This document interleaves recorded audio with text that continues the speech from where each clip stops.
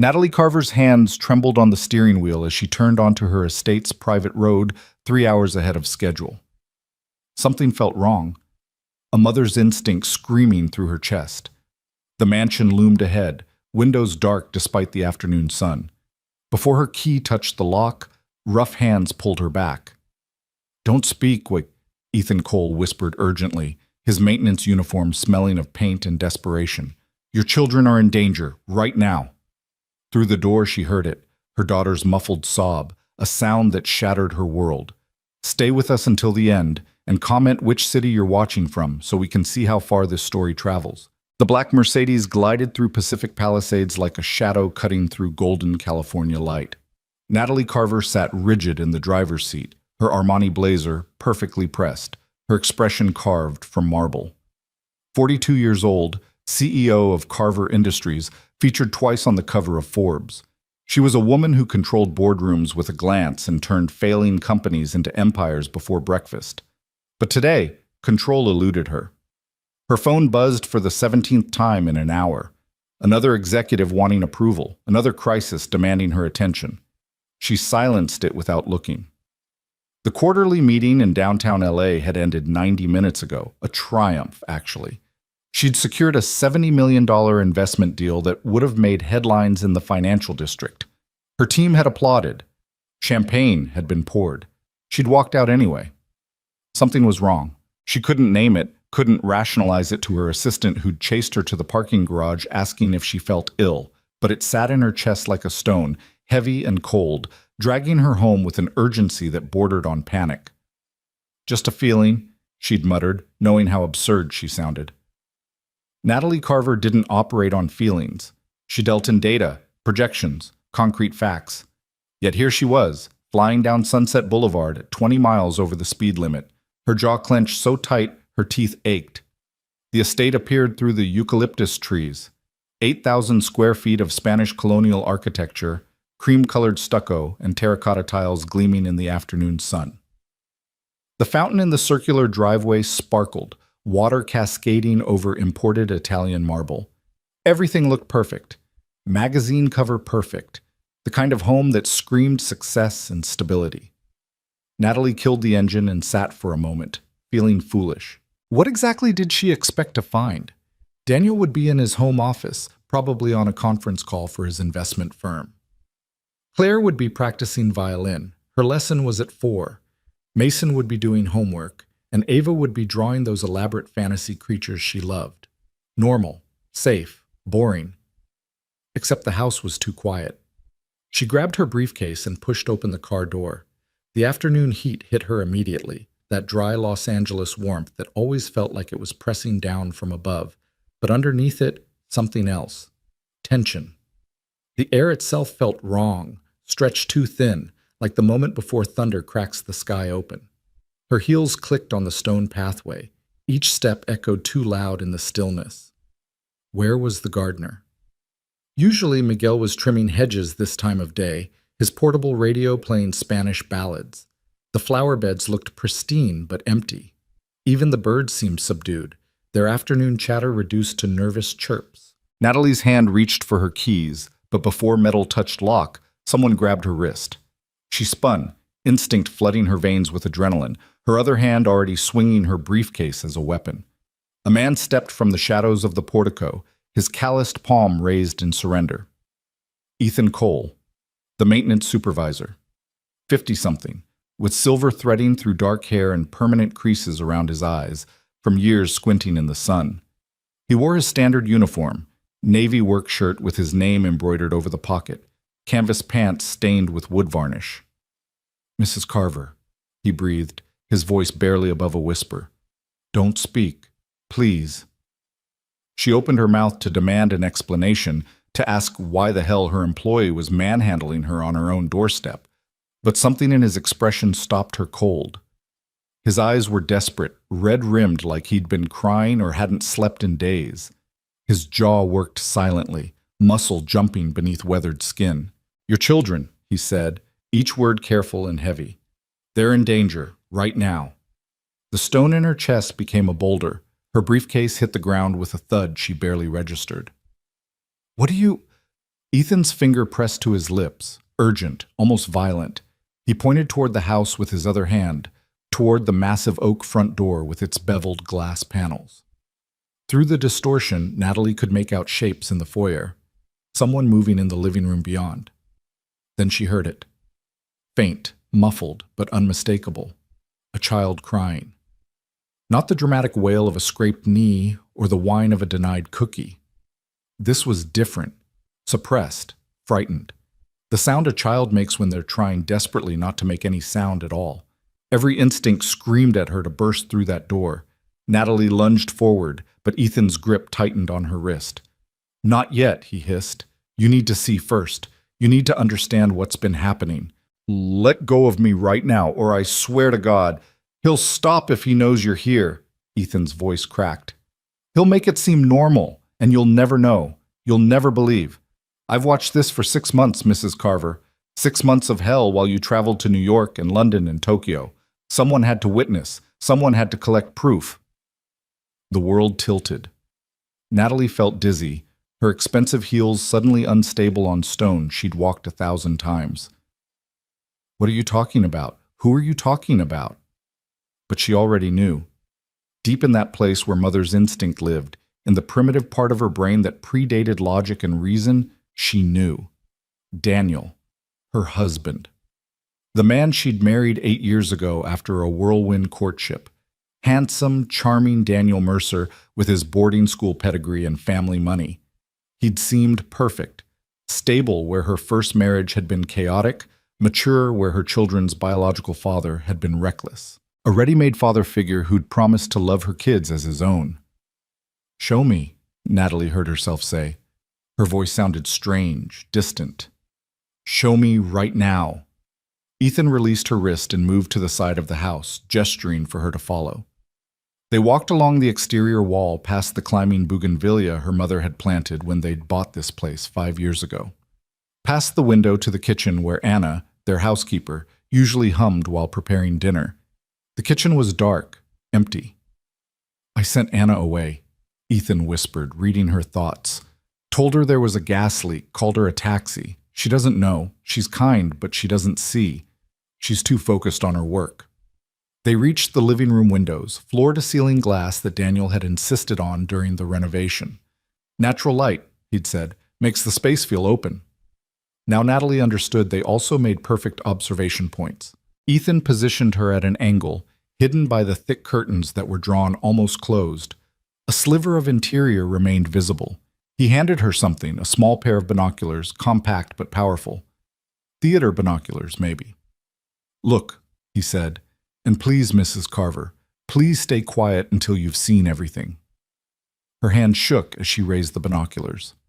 The living room jumped into focus, her living room with its custom furniture and original artwork, and the grand piano nobody played anymore. The Persian rug she'd bought at auction, the fireplace they gathered around at Christmas. And there, in the center of that beautiful room, her 3 children knelt on the hardwood floor. Claire was 12, her dark hair pulled back in the ponytail she'd worn to school that morning. Her violin case sat against the wall, but she wasn't practicing.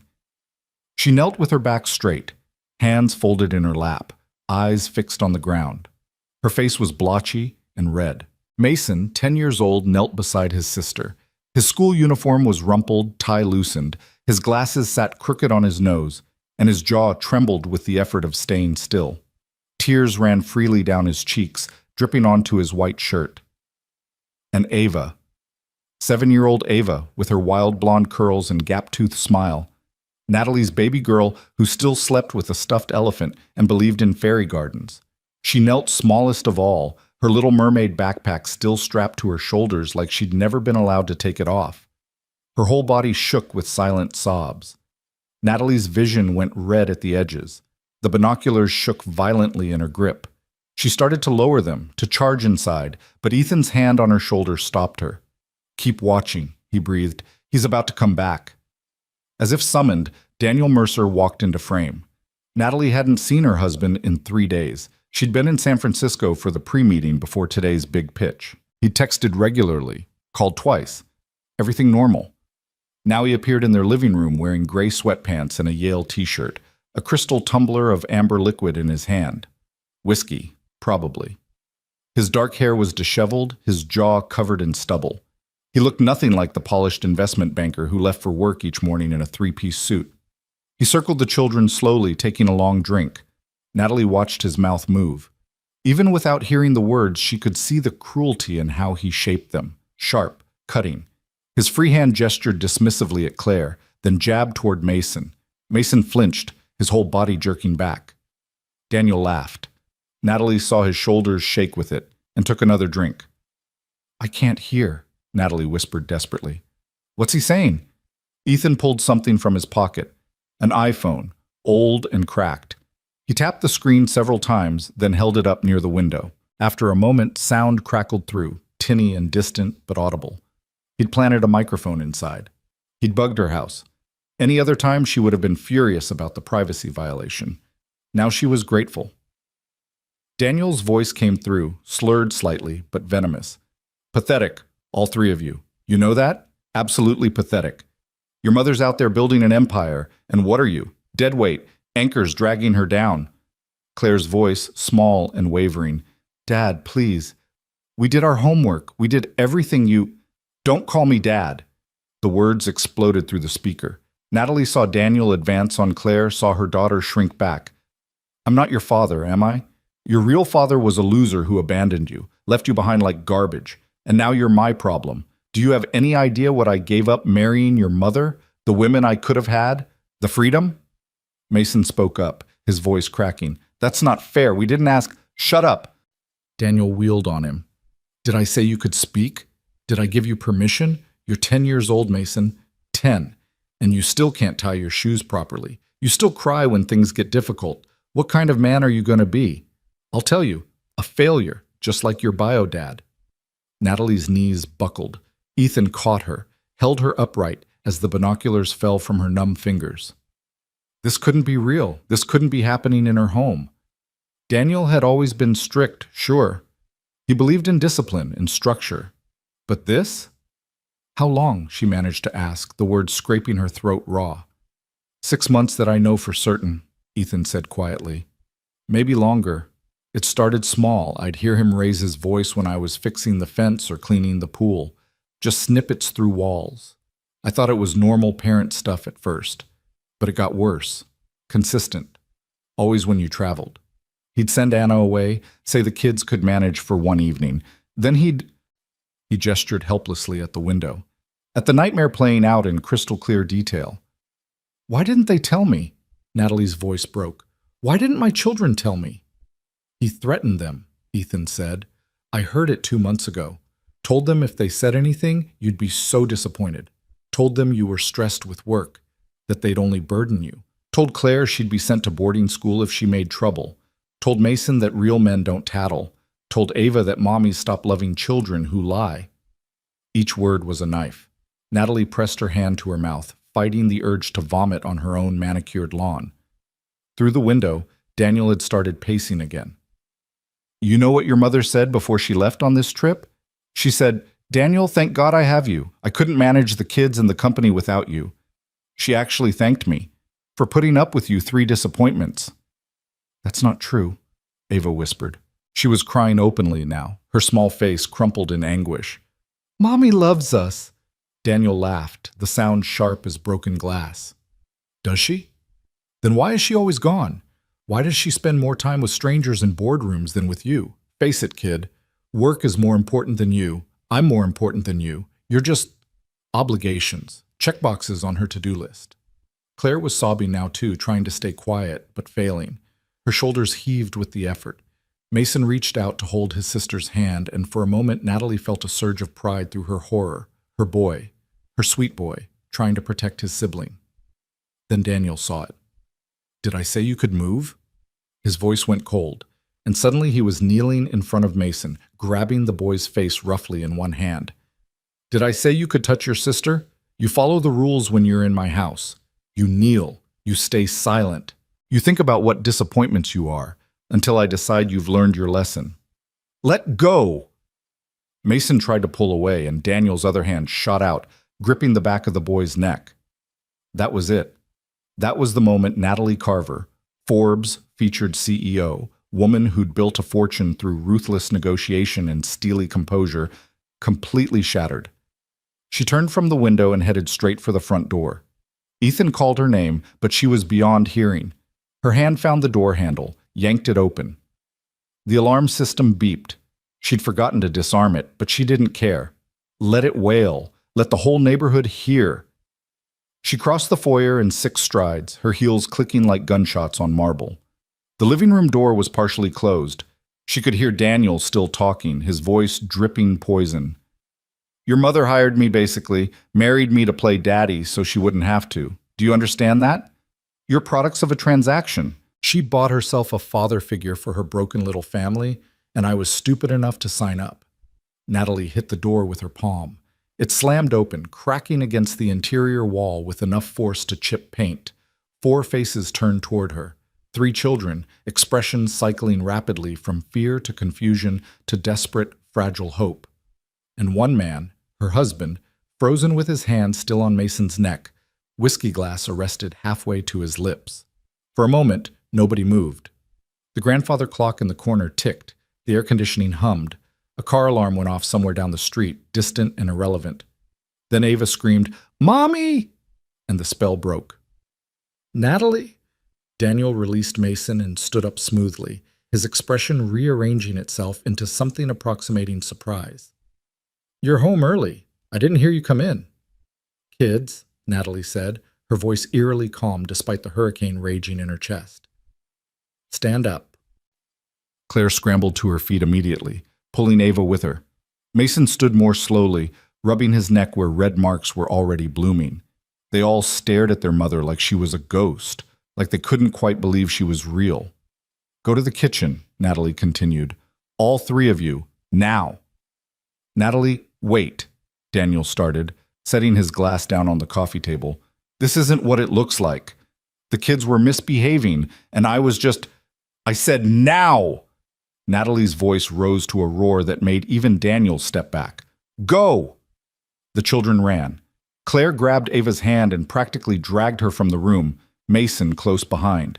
Natalie heard their footsteps pounding down the hallway, heard the kitchen door slam. Only when they were gone did she turn her full attention to the man she'd married. Daniel had recovered his composure. He straightened his shoulders, ran a hand through his hair, and gave her that charming smile that had won her over 8 years ago. "Honey, I know this looks bad, but you have to understand they were being impossible today." Claire talked back. Mason refused to do his homework, and Ava, "Shut up." Daniel blinked. "Excuse me?" "I said shut up." Natalie took a step into the room. Her hands were fists at her sides, nails digging crescents into her palms. "Don't say another word. Not one more word. Natalie, you're being dramatic. I'm their father figure, and sometimes discipline—" The door behind her opened. Ethan Cole walked in, still wearing his maintenance uniform, his old iPhone held up like a weapon. Daniel's face went pale, then flushed angry red. "What the hell is he doing in here? Natalie, why is the maintenance man in our private—" "Because I asked him to be," Natalie said softly, dangerously. "Ethan, show him." Ethan tapped his phone screen. Daniel's voice filled the room, recorded and damning. "Your mother hired me, basically. Married me to play daddy so she wouldn't have to—" Daniel lunged for the phone, but Ethan stepped back smoothly, still playing the recording. "Your real father was a loser who abandoned you, left you behind like garbage. Turn that off!" Daniel's composure was cracking, his handsome face contorting. "You have no right to record me in my own home. That's illegal. California's a 2-party consent state for private conversations," Natalie cut in. "But there are exceptions for documenting child abuse." She pulled her own phone from her blazer pocket. "And before you try to destroy Ethan's evidence, you should know I've just texted myself copies of everything. Every recording, every video. There are cameras, Daniel. He installed cameras." The color drained from Daniel's face completely. He looked from Natalie to Ethan and back again, his mouth opening and closing silently. "How long?" Natalie asked. "How long have you been terrorizing my children?" "It was discipline. You don't understand how difficult they—" "How long?" "I don't know. A few months, maybe a year?" Daniel's voice climbed higher, panicked now. Natalie, you're always gone. Someone had to maintain order. Someone had to teach them respect. And respect? Natalie's laugh was hollow. You made them kneel on the floor like prisoners. You told them I don't love them. You grabbed my son by the neck. I barely touched him. He's fine. Kids need firm hands sometimes. My father used to. I don't give a damn what your father did. Natalie advanced on him, and despite being 6 inches taller and 70 pounds heavier, Daniel backed away. You terrorized children. You isolated them. You made them afraid in their own home, and you did it while I trusted you. While I worked myself to exhaustion, partly to provide for this family, and partly because you convinced me I could, because you had everything handled here. I did handle it. The house ran smoothly. The kids went to school and did their homework and hated coming home, Ethan said quietly. Mason started having panic attacks every day around 3 o'clock. Did you know that, Mrs. Carver? School nurse called me once because he was hyperventilating. I was listed as an emergency contact because Anna had put me down months ago when she couldn't reach you or Mr. Mercer. I picked him up, and you know what he said? He said, "Please don't tell Dad I got sick, please." Natalie felt tears burning behind her eyes, but she refused to let them fall. Not yet. Not while Daniel could see. "Natalie, please." Daniel's voice shifted, went soft and pleading, the voice he'd used when they were dating, when he'd promised to be her partner. "I love you. I love our family. I made mistakes, okay? I'll admit that. The drinking got out of hand and I said things I didn't mean, but we can fix this. We can do therapy. I'll cut back on work stress. There is no we." Natalie's voice was steel. "There is no our family. You are not part of my family. Not anymore. You can't just, I can." She pulled her phone up, showing him a number she'd already dialed. "This is my attorney. One tap, and I'm filing for divorce and a restraining order. One tap, Daniel. Give me a reason not to." He stared at her, and she watched him cycle through emotions: anger, fear, calculation. She could see him weighing options, trying to find an angle. "Where will I go?" he asked finally. "This is my home too." "You have 1 hour," Natalie said. "Take your clothes, your laptop, whatever you need. Ethan will supervise to make sure you don't destroy any evidence or harass the children. Anna's already packed some of your things. Yes, I texted her too. She'll meet you here with your bags. And Daniel, if you try to contact my children, if you come within 500 feet of them or this house, I will bury you. Do you understand? I have resources you can't imagine. Lawyers who make their careers destroying men like you." She tapped the screen. Her attorney answered on the first ring. "Natalie, is everything—" "Michael, I need you at the house, now. Divorce proceedings and restraining order, emergency custody protection. I'll explain when you arrive." She hung up without waiting for a response. Daniel stood motionless, his world clearly collapsing around him. "You're making a mistake," he said hoarsely. "You'll regret this. The kids need stability, and you can't provide that alone. You're too busy, too focused on work. They'll end up damaged, and it'll be your fault." "They're already damaged," Natalie said quietly. "Because of you. But I'm going to fix it, starting right now. Ethan, please help Mr. Mercer pack. I'm going to be with my children." She walked towards the kitchen, then paused at the doorway. Without turning around, she said, "And Daniel? The kids were right about one thing. I do love them, more than anything in this world, more than my company, more than this house, more than my own life. I'm sorry I didn't show them that enough. I'm sorry I was so blind to what was happening, but I promise you, I will spend every day for the rest of my life making sure they know they are loved, wanted, and safe. You'll never hurt them again." She didn't wait for a response. She walked down the hallway, past the family photos that now seemed like lies, past the expensive artwork and decorator touches that suddenly meant nothing. The kitchen door was closed. She could hear crying on the other side, all 3 children, their sobs creating a heartbreaking chorus. Natalie pressed her palm flat against the wood, took a deep breath, and whispered a prayer to whatever God might be listening. Then she pushed the door open and stepped inside. 3 pairs of eyes turned toward her, brown, green, and blue, all swimming with tears. Claire stood protectively in front of her siblings, arms spread wide like she could shield them. Mason held Ava, who had her face buried in his shoulder. They looked terrified. Of her? Of Daniel? Of everything? Babies, Natalie breathed, and her voice finally broke. I'm so sorry. She dropped to her knees on the kitchen floor, the same floor where they'd eaten breakfast that morning, where Ava had spilled orange juice and Claire had complained about a math test. Normal, safe, everything she'd failed to protect. I didn't know, Natalie said, tears finally spilling free. I didn't know what he was doing. If I'd known, I never would have. We wanted to tell you, Claire said, her voice tiny. But he said you'd be angry. He said we'd ruin everything if we complained. He said you were too important to bother with our problems. No. Natalie reached out, and after a hesitation that crushed her soul, Claire came to her. Then Mason. Then Ava, all three children piling into her arms in a tangle of limbs and tears and desperate, hungry affection. You are not problems. You are my everything, my whole world. I'm sorry I made you think otherwise. I'm sorry I was gone so much. I'm sorry I didn't see. Is Dad leaving? Mason asked against her shoulder. Yes, honey, he's leaving. He's not coming back. Good, Ava said fiercely, her small voice muffled. He's mean. He made Claire cry every day. Natalie held them tighter, rocking slightly, the way she used to when they were babies. How had she let it get this bad? How had she been so focused on quarterly reports and board meetings that she'd missed her children's suffering? Things are going to change, she promised them. I'm going to be here more. I'm going to make sure you feel safe. And we're going to get help.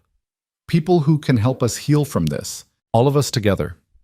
They stayed like that for a long time, crying together on the kitchen floor, while afternoon sun streamed through the windows and the pool filter hummed outside, and somewhere in the distance, a door slammed as Daniel Mercer left their lives forever.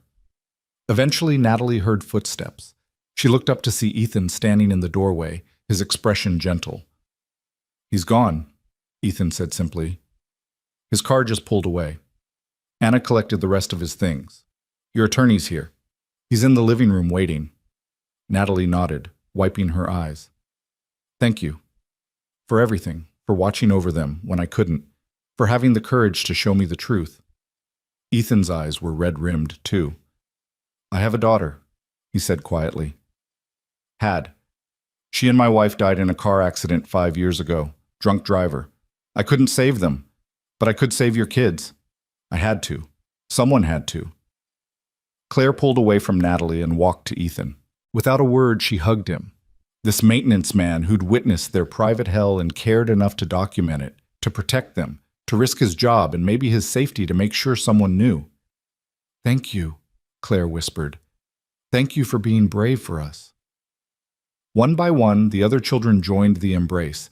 Ethan stood frozen for a moment, then his arms came around them, and he started crying too, quiet, shoulder-shaking sobs that spoke of old grief finding new purpose. Natalie stood slowly, her knees protesting. She looked at this strange tableau, her children and their unexpected guardian, all holding each other in the wreckage of what had been. Outside, the sun was setting. Golden light painted the kitchen walls, warm and gentle. Tomorrow would be hard. There would be lawyers and therapists and difficult conversations. There would be healing that took months, maybe years. There would be nightmares and setbacks and moments when the damage seemed irreparable. But today, Natalie Carver had come home 3 hours early. Today, she had seen the truth. Today, she had chosen her children.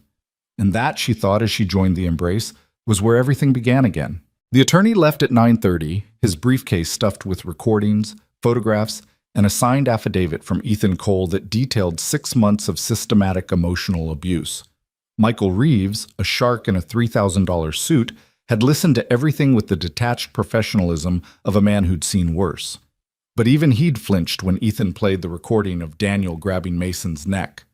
This is airtight, Michael had said, standing in the foyer with his phone already pressed to his ear, calling judges and filing emergency motions. Restraining order will be granted by morning. Custody is yours, no question. He won't get within shouting distance of those kids. I'll make sure of it. Now the house sat quiet in the darkness, every light blazing like Natalie could burn away the shadows with electricity alone. She'd checked every lock twice, set the alarm, even wedged a chair under the front door handle. Irrational, maybe. But Daniel still had keys, and she didn't trust his compliance. Tomorrow, the locksmith would come. Tonight, paranoia felt like survival. The children were upstairs. She'd tried to get them to eat dinner. Anna had left a casserole before departing in tears, apologizing over and over for not seeing what was happening under her nose. But no one had appetite. Claire had picked at rice. Mason had drunk some water. Ava had simply curled into Natalie's lap and refused to move until exhaustion finally claimed her. Natalie had carried her daughter upstairs at 8, tucking her into bed, still wearing her little mermaid backpack, because Ava had started crying when anyone tried to remove it. Some security object, Natalie realized, something Ava could carry, could control, in a world that had proven terrifyingly beyond her control. "Stay," Ava had whispered, her small hand gripping Natalie's wrist with surprising strength. "Please stay." "I'm not going anywhere, baby. I promise." "You said that before. You always go." The words had hit like bullets. Natalie had stretched out on the narrow twin bed.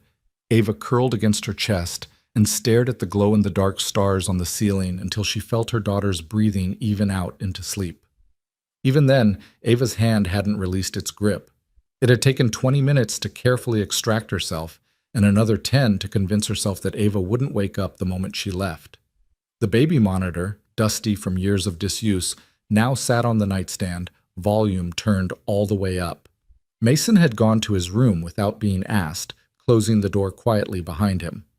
When Natalie knocked 30 minutes later, he'd said he was fine in that tone that meant exactly the opposite. Through the door, she could hear him crying, muffled sobs he was trying to hide in his pillow. "Mason, honey, can I come in?" "I'm okay, Mom." "You don't have to be okay. None of us have to be okay right now." Silence. Then the door lock clicked open. Natalie pushed inside to find her son sitting on his bed in pajamas, his glasses on the nightstand, his face blotchy and swollen. His room looked exactly as it always did. Star Wars posters, Lego sets on shelves, homework scattered across his desk. Normal.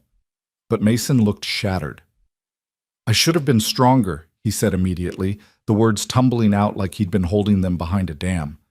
"I should have protected Claire and Ava. I'm the only boy. I should have—" "Stop."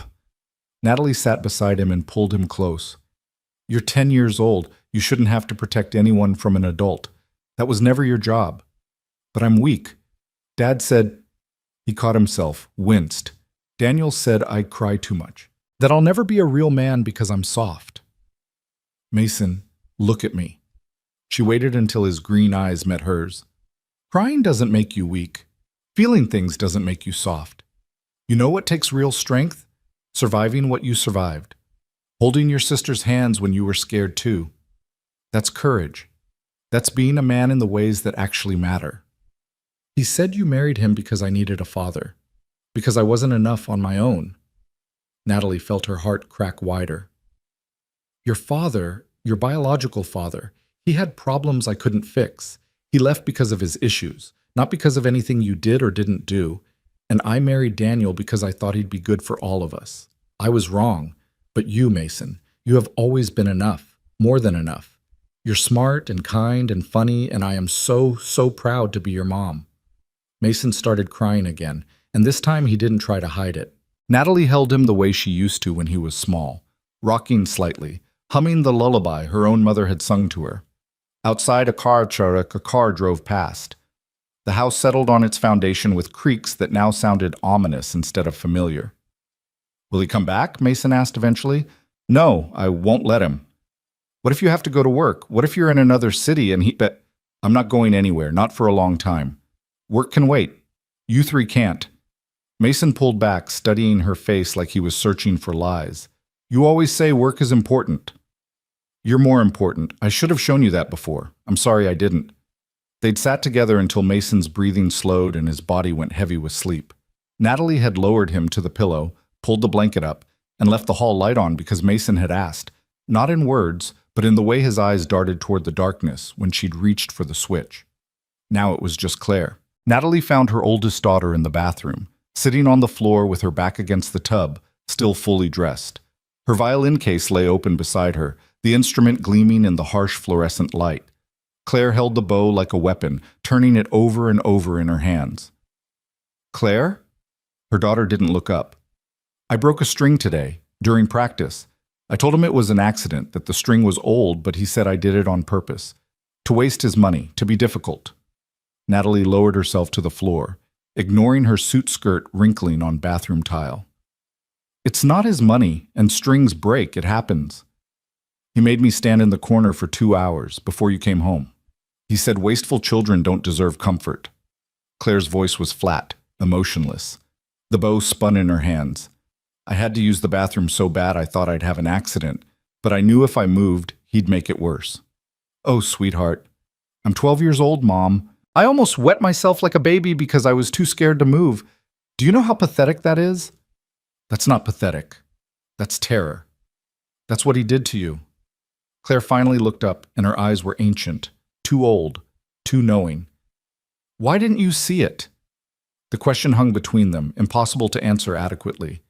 Natalie had asked herself the same thing 17 times since this afternoon. Why hadn't she noticed Claire's increasing anxiety? The way Mason had started having stomach aches every Sunday night? How Ava had stopped drawing her family in art class? I don't know, Natalie admitted. I was traveling too much, working too much. I thought Daniel was handling things. I thought you would tell me if something was wrong. He said we couldn't. He said you'd be disappointed in us for complaining. He said families who love each other don't tattle. Claire set the bow down carefully, precisely. He said you were already stressed, and if we made things harder, you might leave too, like Dad did. Your father's leaving had nothing to do with you. That's what you said, but then you married Daniel so fast and he became our new dad, and I thought maybe the first one left because we were too much trouble. So I tried to be less trouble. I tried so hard, Mom. The tears came then, silent and devastating. Claire cried like someone who'd learned to do it quietly, efficiently, without making too much noise or taking up too much space. Natalie gathered her daughter into her arms, appalled at how thin she'd gotten. Had Claire been skipping meals? Losing weight from stress? You are not trouble, Natalie said fiercely. You are my daughter, my brilliant, talented, beautiful daughter. And I failed you. I let work consume me. I let Daniel convince me everything was fine. I should have seen. I should have known. I wanted to tell you, so many times, but he'd be nice when you called. He'd stand there while I talked to you and smile, and I knew if I said anything, he'd make me pay for it later. That's over now. He's gone. He's never coming back. Claire pulled away, wiping her face roughly. But you'll go back to work eventually. You'll have trips, meetings. What if he finds a way? I quit. The words were out before Natalie had consciously decided to say them, but once spoken, they felt right. Inevitable. Claire blinked. What? I quit. Or I will tomorrow. I'm going to call the board and resign as CEO. I'll stay on as a consultant if they want, but only remotely. No more travel, no more 70-hour weeks. I'm done choosing work over you. Mom, you can't. You built that company. You love it. I love you more. Natalie cupped Claire's face in her hands. You and Mason and Ava. That's what matters. The company will survive without me. But you three need me here. Actually here. Not just physically present, but mentally checked in. I can't do both anymore. So I choose you. Daniel said, you'd never choose us over work. Daniel was wrong about a lot of things. They sat together on the cold bathroom floor, Claire's head on Natalie's shoulder, until the house sounds changed around them. The ice maker in the kitchen, the air conditioning cycling on. Normal sounds that had witnessed so much abnormal cruelty. I don't think I can sleep in my room tonight, Claire admitted quietly. Then sleep in mine, all three of you. We'll have a sleepover, like when you were little. We're too old for that. Nobody's too old for feeling safe. They gathered the children. Mason woke immediately, still on high alert, while Ava never fully surfaced from sleep, and relocated to the master bedroom. Natalie's California king suddenly felt appropriately sized as three children arranged themselves across it. Ava claimed the middle, still clutching her backpack. Mason took the left side, pressed against the wall. Claire stretched out on the right, her violin case on the floor beside her like a security guard. Natalie took the chair in the corner, a blanket wrapped around her shoulders. She wouldn't sleep. Couldn't. Every sound made her jump. Was that a car in the driveway? Footsteps on the porch? Daniel had keys. Daniel knew the alarm code. Daniel could... Her phone buzzed. She grabbed it, heart hammering, then saw the caller ID. Ethan Cole. She stepped into the hallway, pulling the door mostly closed. Hello? Mrs. Carver, sorry to call so late. I just wanted to check. Are you all okay? We're managing. The kids are scared. I don't think any of us will sleep much tonight. I'm parked outside. Natalie moved to the window at the end of the hall. Sure enough, a beat-up Ford truck sat at the curb, barely visible under the streetlight. She could make out Ethan's silhouette in the driver's seat. You don't need to do that, she said, though relief flooded through her. I know, but I will anyway. At least for tonight. Until you get the locks changed and feel secure. I've got a thermos of coffee and a good book. I'm not going anywhere. Ethan, I don't know how to thank you. You don't have to. Just take care of those kids. They're good ones. They deserve better than what they got. After they hung up, Natalie stood at the window for a long moment, watching that truck. A virtual stranger, a man she'd barely spoken to beyond the sprinklers need adjusting or can you fix the back gate, sitting guard outside her house because he cared more about her children's safety than most of her actual family. She thought about calling her mother in Connecticut, but it was past midnight on the East Coast and explaining this nightmare at 1 a.m. felt impossible. Her sister would say, I told you Daniel was too good to be true, with that smug older sibling superiority. Her brother would offer money and solutions without actually listening. They meant well, but they didn't understand. Instead, she texted her assistant. Taking indefinite leave, cancel everything, we'll explain later. Then her VP of operations, call emergency board meeting for tomorrow, need to discuss leadership transition. The responses came quickly, confusion, concern, questions she didn't answer.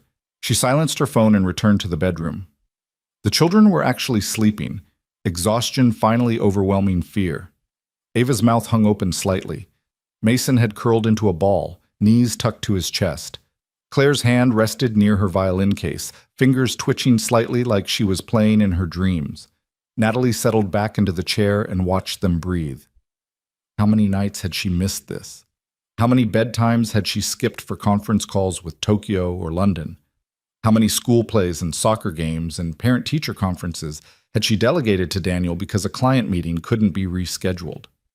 She'd built an empire, put her face on magazine covers, made Forbes' most powerful women list 3 years running, and in doing so, she'd handed her children to a monster and called it good parenting.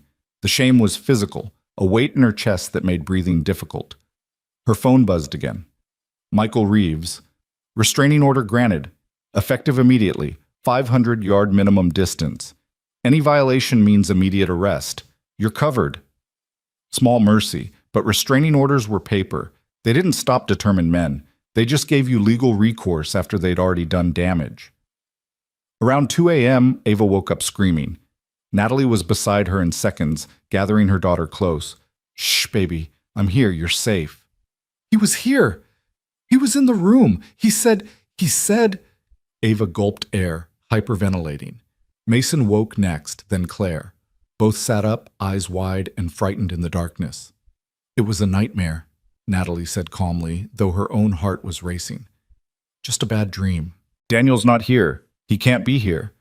There's a court order. But what if he doesn't care? Ava sobbed. What if he comes anyway?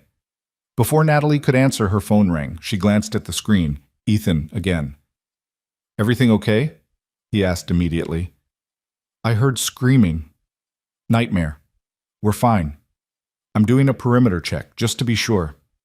Through the window, Natalie watched his silhouette exit the truck and walk around the property, checking gates and windows. Something in her chest loosened slightly. They weren't alone. Someone was watching. There's a man outside, Claire said, peering around her mother. In our yard. That's Ethan. He's making sure we're safe. The maintenance man? Yes. He's been protecting you for months, even when I couldn't. Mason climbed out of bed and joined them at the window. They watched Ethan complete his circuit and return to his truck, giving a thumbs up toward the house. He's lived in his truck sometimes, Mason said quietly. I heard Anna talking about it. After his family died, he couldn't afford his apartment anymore. He showers at the gym and sleeps in parking lots. Natalie's throat tightened. This man who had nothing had given everything to protect children who weren't his. Why did he help us? Ava asked, still hiccuping from tears. Because he's a good person. Because some people do the right thing even when it's hard. Daniel said good people don't exist, Claire murmured. He said everyone's selfish. Everyone's just looking out for themselves. Daniel was wrong about that too. They returned to bed, but this time Natalie lay down with them, Ava plastered to her side and Mason's hand holding hers. Claire positioned herself at the foot of the bed, sitting up, self-appointed guardian of her siblings. You should sleep, Natalie told her. Someone needs to watch, in case. I'm watching. Ethan's watching. You can rest. But Claire just shook her head, and Natalie recognized that look. The hypervigilance, the inability to relax. Trauma had carved itself into her daughter's nervous system, and it would take more than one night to undo that damage. Dawn came slowly, gray light creeping across the bedroom in degrees. Natalie must have dozed because she woke to find all three children staring at her like they needed confirmation she was real. Morning, she said, her voice rough from disuse. You stayed, Ava whispered, like this was miraculous. I told you I would. But you usually leave before we wake up, for work. Another knife of guilt. How many mornings had she snuck out at 5 a.m. to beat traffic, leaving Daniel to handle breakfast and school prep? Hundreds, probably. Thousands over 8 years. Not anymore, Natalie said. From now on, I'm here for breakfast, for dinner, for everything in between. Mason's stomach growled audibly, breaking the tension. Despite everything, they all laughed, tentative and fragile, but real. I'll make pancakes, Natalie announced, then paused. Or we could order them. I should probably mention I'm a terrible cook. Daniel wouldn't let us have pancakes, Claire said. He said they're wasteful, too much sugar. Well, Daniel doesn't make the rules anymore. Pancakes it is. Extra syrup. They migrated downstairs as a unit, none of the children willing to separate from Natalie or each other. The kitchen looked different in morning light, less crime scene, more just a kitchen. But the memory of yesterday hung heavy. Natalie's phone exploded with messages the moment she turned it back on. Her mother. What's this about taking leave? Her sister. Call me immediately. Her assistant. The board is in emergency session. They need you. Her VP. You can't just quit, Natalie. We have the Singapore deal closing next month. She silenced them all and called the one number that mattered. It's me, she said when Ethan answered. Are you still outside? Just left to get coffee. Heading back now. Come to breakfast, please. The kids want to thank you properly. 30 minutes later, they sat around the kitchen table. Natalie, her 3 children, and a maintenance man who'd appointed himself their guardian. IHOP delivery boxes covered the surface. Pancakes, waffles, French toast, bacon, eggs, orange juice. Too much food, but nobody cared. Ava ate an entire Mickey Mouse pancake. Mason had seconds of everything. Claire picked at her food but managed more than Natalie had seen her eat in months. Mr. Cole, Claire said suddenly, why did you install the cameras? Ethan set down his coffee, considering his answer carefully. I have had a daughter, Emily. She'd be about your age now, Claire, 13 this year.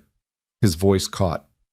I couldn't protect her from the drunk driver who hit their car, but I could protect you. I had to. It would have killed me to stand by and do nothing. Thank you, Claire said simply, for doing what you didn't have to do. You're welcome. Where will you go now? Mason asked. Now that you don't have to watch us anymore? I haven't thought that far ahead. Natalie had, though. She'd been thinking about it since 3 a.m. when sleep proved impossible. I have a guest house, she said. Over the garage. 2 bedrooms, full kitchen and bath. Nobody's using it. You could stay there. At least temporarily. Ethan blinked. Mrs. Carver. Natalie. And I'm serious. You clearly don't have stable housing. You just spent the night in your truck for us. The least I can do is offer you a proper bed. Plus, she glanced at her children's faces. I think the kids would feel safer knowing you're close, at least for a while. Would you stay? Ava asked, turning those blue eyes on Ethan with devastating innocence. Please? You're nice. Ethan's composure cracked. His eyes went wet and he had to look away, jaw working. I don't want to intrude on your family. You're not intruding, Mason said. You're helping. The guest house has been empty for 2 years, Natalie added. It's fully furnished, has its own entrance. You'd have complete privacy but be on site if we needed anything.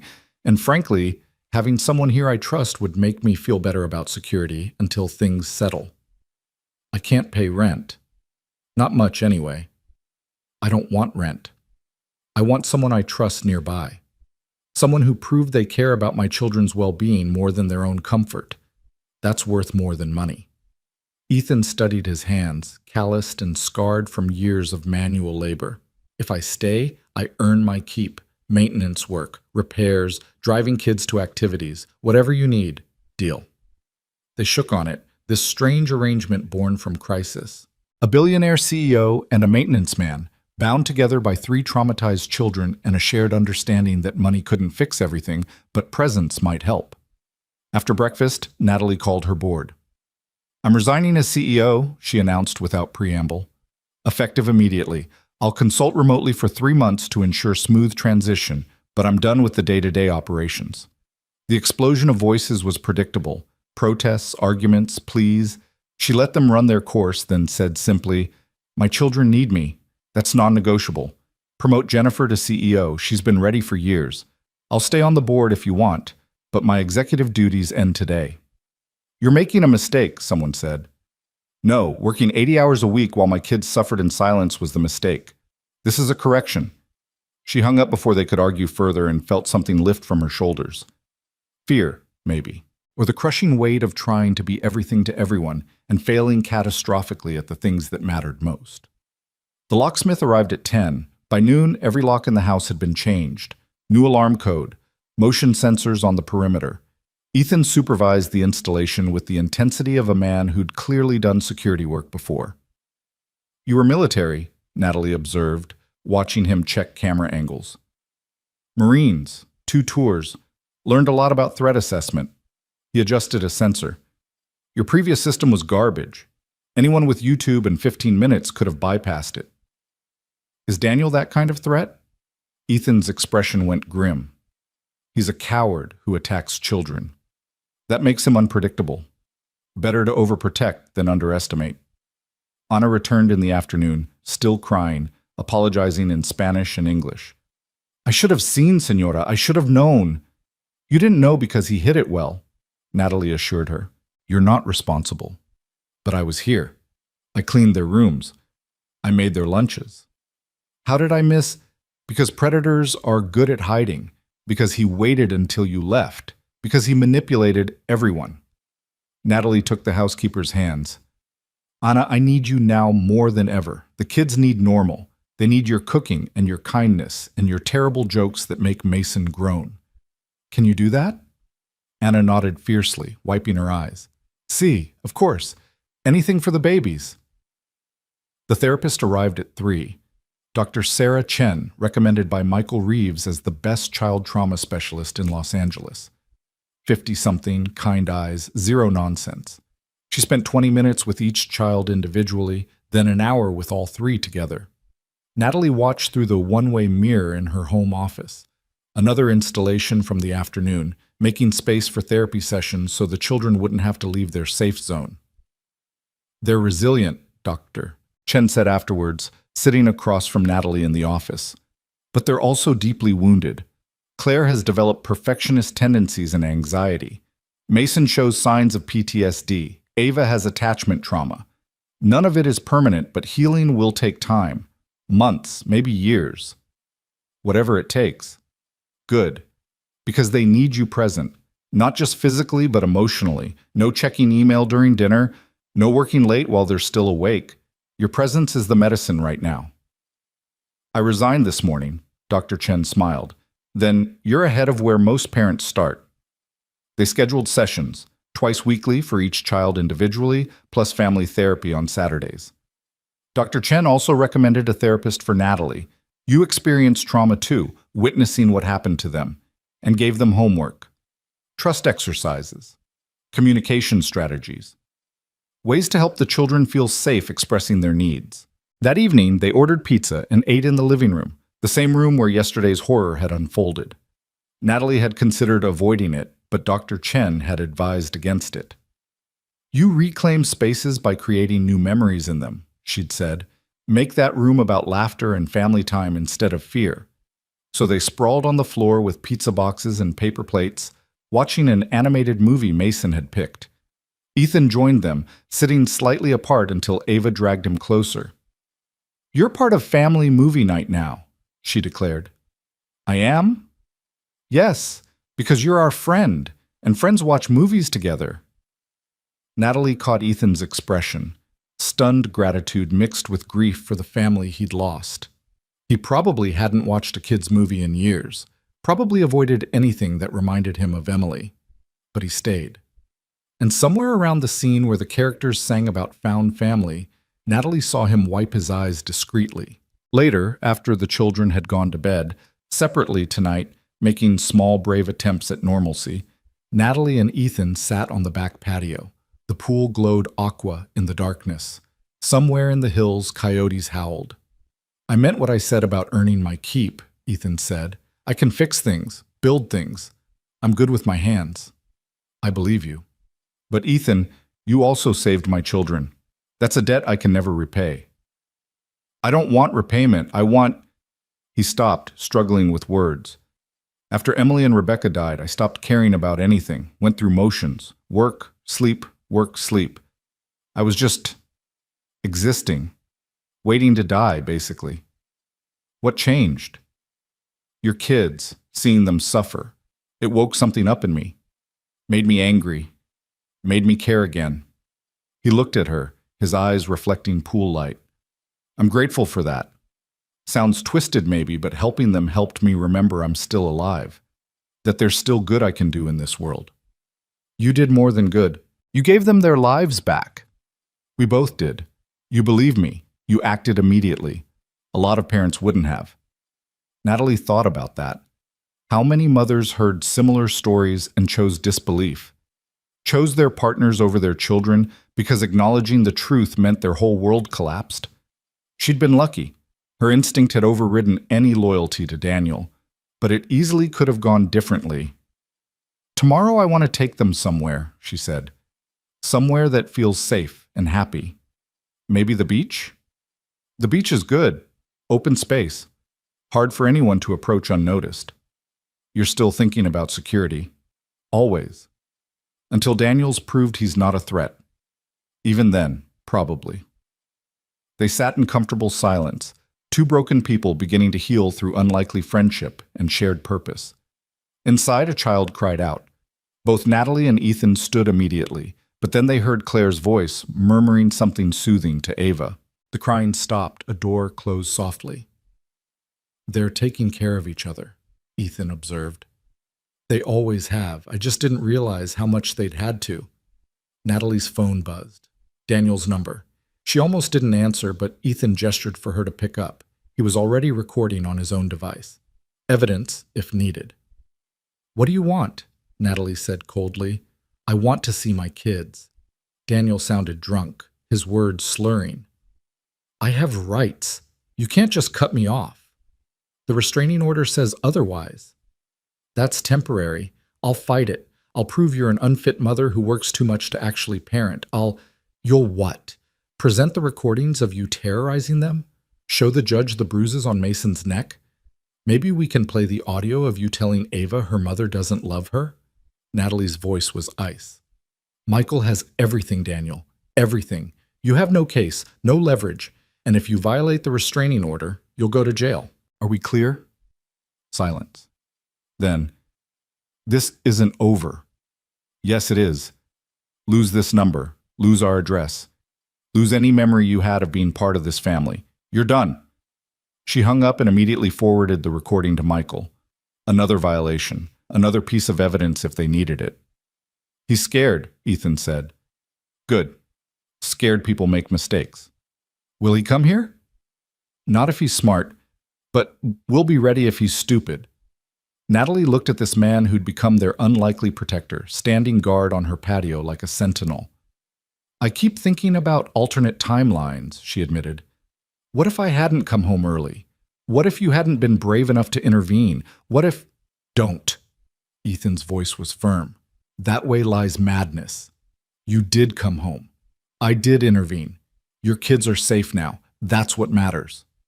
Are they, though? Safe or just safer? Both. And every day they'll get a little more of both. That's how healing works. Not all at once, but in degrees. Above them, stars emerged as the city lights dimmed. Natalie thought about calling her mother, decided against it. Tomorrow. Everything difficult could wait until tomorrow. Tonight, her children slept in beds with new locks on every door and a guardian watching from the guest house, and their mother finally present. It wasn't perfect. It wasn't healed. But it was a beginning. 3 weeks later, Natalie stood in the kitchen at 6 a.m., watching coffee drip into a carafe she'd barely used in 5 years. The house was quiet except for normal sounds. The refrigerator humming, birds starting their morning chorus, Ethan's footsteps on gravel as he did his morning perimeter check. Sounds that had become routine, almost comforting in their predictability. Almost. Because underneath the routine, tension still thrummed through every moment. The children were healing, yes, but healing wasn't linear. Yesterday had been good. Claire had actually laughed at dinner, a real laugh that crinkled her eyes. Mason had asked Ethan to teach him to change a tire. Ava had drawn a picture of their house with everyone smiling outside it. But the night before that, Mason had woken up screaming from nightmares 3 separate times. Claire had a panic attack when she'd gotten a B on a math test, convinced she'd be punished. Ava refused to let Natalie out of her sight for 6 straight hours, shadowing her from room to room like a terrified duckling. Progress and setback. 2 steps forward, 1 step back. Dr. Chen kept saying this was normal, expected even, but normal didn't make it easier to watch. Natalie's phone buzzed. Michael Reeves, texting at an ungodly hour because lawyers apparently never slept. Daniel's attorney filed motion to dissolve restraining order, hearing scheduled for Friday. He's claiming the recordings were obtained illegally and you're alienating him from the children. She stared at the message, coffee forgotten. They'd known this was coming. Michael had warned that Daniel wouldn't just accept being cut out of their lives, that men like him needed control and would fight dirty to get it back. But knowing it intellectually and facing it were different things. Her fingers moved across the screen. What are our chances? Excellent. Judge Peters hates abusers and loves evidence. We have both. But be prepared. He'll try to make you look like the villain. Let him try. Footsteps on the stairs made her pocket her phone. Mason appeared in the doorway, hair sticking up at odd angles, glasses askew. He wore the Superman pajamas she'd bought him last week during their trip to Target, a normal, mundane shopping trip that had felt revolutionary after years of Daniel buying their clothes without input. Morning, Mom. Morning, sweetheart. You're up early. Couldn't sleep. He climbed onto a bar stool at the kitchen island, watching her pour orange juice. I keep thinking about Friday. So the kids knew about the hearing. Of course they did. She tried to shield them from the legal proceedings, but children always found out. They listened at doors, overheard phone calls, picked up on adult tension like radio signals. Michael says we have nothing to worry about, Natalie said carefully. The evidence is overwhelming. The judge won't— What if he wins? What if the judge makes us see him again? The raw fear in Mason's voice made Natalie's chest ache. She moved around the island and pulled him into a hug, feeling how his body stayed rigid, prepared for disappointment. That won't happen, I promise. I won't let him near you. You can't control judges, though. They have power. They make decisions. Mason's words came faster, anxiety speeding his speech. What if Daniel lies? What if he seems nice in court and the judge believes him? What if— Mason, Natalie pulled back to look him in the eyes. Listen to me. We have recordings, videos, months of documentation. We have Dr. Chen's testimony about the trauma you've experienced. We have everything we need, and if by some impossibility the judge ruled against us, I'd appeal. I'd take it to higher courts. I'd sell everything I own to fight this. You're not going back to him. None of you are. But what if you can't stop it? What if the law says— Then we'll leave the country if we have to. Mason blinked. You'd do that? In a heartbeat. You think I care about houses or businesses compared to your safety? I'd live in a tent in another hemisphere before I'd let him touch you again. Some of the tension left Mason's shoulders. Not all. It would take more than words to undo weeks of fear, but enough that he leaned into her again, accepting comfort. Claire appeared next, already dressed despite the early hour. She'd been doing that lately, getting up at dawn, putting on clothes like armor before facing the day. Her hair was pulled back so tightly it must hurt, every strand controlled. I heard what you said, she told Natalie without preamble, about leaving the country. You were eavesdropping. I was coming downstairs and you were talking. Claire's chin lifted defensively. Would you really? Leave everything? Yes. Your company? This house? All your work? All of it, without hesitation. Claire studied her mother's face like she was searching for cracks in the statement, places where commitment might falter under pressure. Natalie held her gaze, letting her daughter see the absolute truth. Okay, Claire said finally, and something in her expression softened slightly. Okay, I believe you. Ava wandered in last, still half asleep, dragging her stuffed elephant by one ear. She climbed into Natalie's lap without asking, curling up like she was 3 instead of 7. The Little Mermaid backpack had finally been retired 2 days ago, a small victory Dr. Chen had celebrated as significant progress. Is Daniel coming back? Ava asked, her voice muffled against Natalie's shirt. No, baby. But there's a court thing. So all 3 of them knew. Natalie should have expected this, should have sat them down for a formal conversation instead of hoping to protect them through ignorance. Yes, there's a hearing, Natalie admitted. Daniel's trying to convince a judge that he should be allowed to see you, but he won't win. The judge will see all the evidence of what he did, and they'll keep the restraining order in place. What if we have to see him at court? Claire's voice went tight. Will he be there? In the same room? No. Michael arranged for you to give testimony via video from a separate room. You won't have to face him. But you will. I will. And I'm not afraid of him. Not anymore. The back door opened and Ethan came in, smelling of morning air and coffee from his own pot in the guest house. He'd been living there for 3 weeks now, and his presence had become essential. Not just for security, though that mattered, but for normalcy. He fixed breakfast some mornings, helped with homework, taught Mason basic car maintenance, and showed Ava how to build a birdhouse. He existed in their lives without demanding anything, a steady presence that asked for nothing but gave everything. Morning, everyone, Ethan said, hanging his jacket by the door. Perimeter's clear, sprinklers are acting up again in the west garden. I'll fix that after I take Mason to school. I can drive them, Natalie said. You don't have to. I know, but it's my morning routine now. Besides, Mason and I are discussing the internal combustion engine. We're up to spark plugs. Mason managed a small smile. He's teaching me how cars work, so I can fix things myself someday. Useful skill, Natalie agreed, grateful beyond words for this man who'd appeared in their lives like a guardian angel in maintenance clothes. They fell into breakfast rhythm, Ethan making scrambled eggs while Natalie handled toast, Anna arriving to start lunch prep and fussing over everyone, the children slowly waking up fully. It looked almost normal, almost like a regular family on a regular morning. Except regular families didn't have court hearings to fight off abusive ex-stepfathers. Regular families didn't flinch at unexpected sounds or check locks compulsively or wake up screaming 3 times a week. After the kids left for school, Ethan driving, Natalie waving from the driveway like she'd done every morning for 3 weeks, she returned to the kitchen to find Anna crying quietly over the sink. Anna, what's wrong? I saw him yesterday. The housekeeper's voice shook. Mr. Daniel, he was parked at the end of the street, just sitting in his car, watching the house. Ice flooded Natalie's veins. What time? Around 4, when the children came home from school. I almost called the police, but then he drove away. Why didn't you tell me immediately? Because the children were happy yesterday. Senora, they were laughing. I didn't want to ruin it with fear. But now, with the court thing. Anna wrung her dish towel between her hands. I'm scared. What if he tries something? Natalie was already dialing Michael. He answered on the second ring, sounding annoyed. This better be important. I'm in a deposition. Daniel violated the restraining order. He was parked outside the house yesterday watching the children. The annoyance vanished instantly. You have proof? Witness testimony from my housekeeper. Maybe security footage. Ethan installed cameras.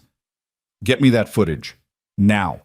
This is exactly the kind of violation that will bury him in court. She heard papers rustling. I'm leaving this deposition. Meet me at my office in an hour with everything you have. Natalie found Ethan in his workshop, really just the guest house garage he'd converted into a workspace. Tools hung neatly on pegboards, projects in various states of completion.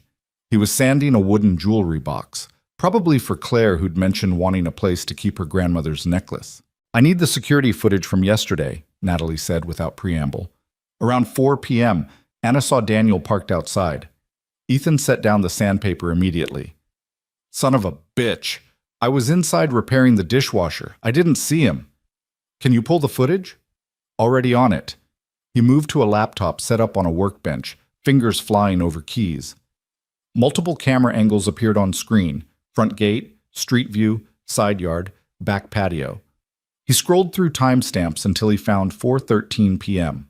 There, a silver Audi, Daniel's car. Natalie recognized it immediately, parked across the street. The angle wasn't perfect, but she could make out a figure in the driver's seat. Ethan zoomed in, enhanced the image. Daniel's face appeared, slightly grainy but unmistakable. He was staring directly at the house, phone in hand. He's taking pictures, Ethan said grimly. See? He's holding the phone up, pointing it toward the driveway. Where the kids were getting out of your truck. Yeah. Ethan's jaw clenched. I should have seen him. Should have been watching. You can't watch everything. That's why we have cameras. Natalie pulled out her phone. Send this to my email. Michael needs it immediately. While Ethan worked on the transfer, Natalie called the police. She explained about the restraining order, the violation, the footage. The officer who responded sounded bored until she mentioned the recording devices. You have video evidence, time-stamped? Yes, crystal clear. We'll send a unit to document the report. Don't delete anything. And ma'am, if he shows up again, call 911 immediately. Restraining order violations are taken seriously, especially involving children. After she hung up, Natalie sank into the folding chair Ethan kept in the garage. Her hands were shaking, adrenaline making her fingers twitch. He's not going to stop, she said quietly. Is he? Even with legal consequences, even with everything against him, he's going to keep trying. Ethan crouched in front of her, his weathered face serious. Men like Daniel don't accept losing control easily. In his mind, you took something that belonged to him. Not people he loved, property. And he wants it back. The kids aren't property. We know that. He doesn't. Ethan stood, pacing the small space. I've seen this before. Guys who snap when their authority is challenged. Most of them are cowards who back down at the first real resistance. But some... He trailed off, shaking his head. Some what? Some escalate. They can't handle the humiliation of losing, so they double down, get dangerous. You think Daniel's dangerous? Physically dangerous? I think he's drunk most evenings, desperate and losing everything. That's a volatile combination. Ethan met her eyes. I'm not trying to scare you, I'm trying to prepare you. We need better security, not just cameras, actual security, personnel. You mean bodyguards? I mean professionals who know how to protect high-risk families. People who can escort the kids to school, watch the house, respond if something happens. I'm one man, Natalie. I can't be everywhere at once. The use of her first name, he rarely did that, emphasized his seriousness. Natalie wanted to argue, to say it was excessive, that Daniel wouldn't actually hurt anyone. But she'd thought he wouldn't hurt the children emotionally either, and she'd been catastrophically wrong. Okay, she said. Arrange it. Whatever you think we need. It'll be expensive. I don't care. Price isn't a factor when it comes to their safety. Ethan nodded and pulled out his phone. I know some people from my Marine days, good people who do private security now. I'll make calls. By noon, 2 former Marines, Jackson and Torres, both built like refrigerators and trained in executive protection, were walking the property with Ethan, identifying vulnerabilities. By 3 p.m., they'd installed additional motion sensors, upgraded the gate security, and established a rotation schedule. One of them would be on site at all times, 24/7, until the threat was neutralized. "This feels like overkill," Natalie murmured, watching Jackson test the panic buttons he'd installed in every room. "Better overkill than underkill," Torres replied. She was smaller than Jackson, but moved with deadly efficiency. "Your ex sounds unstable. Unstable people are unpredictable. We prepare for worst-case scenarios so they never happen." When the children came home from school, they froze at the sight of two strangers in tactical gear examining their house. "It's okay," Natalie said quickly, intercepting their fear. "These are friends of Ethan's, Jackson and Torres. They're going to help make sure we're safe." "Why?" Claire asked, her voice sharp with suspicion. "Did something happen?" There was no point lying. They'd find out anyway, and lies destroyed trust. "Daniel was parked outside the house yesterday," Natalie admitted. "He violated the restraining order. We have footage, and the police are involved. These two are here to make sure he doesn't try it again." Mason went pale. "He was watching us?" "He was. But he can't now. Not with cameras and security and people watching. He made a mistake, and it's going to cost him in court." "When's court?" Ava asked, clutching her elephant tighter. "Friday, 3 days from now." "Will we have to see him?" "No. You'll give your statements from a separate room via video. He won't be able to see you or talk to you. And when it's over, the judge will keep the restraining order in place, probably make it permanent. This is almost finished, babies. Just a few more days."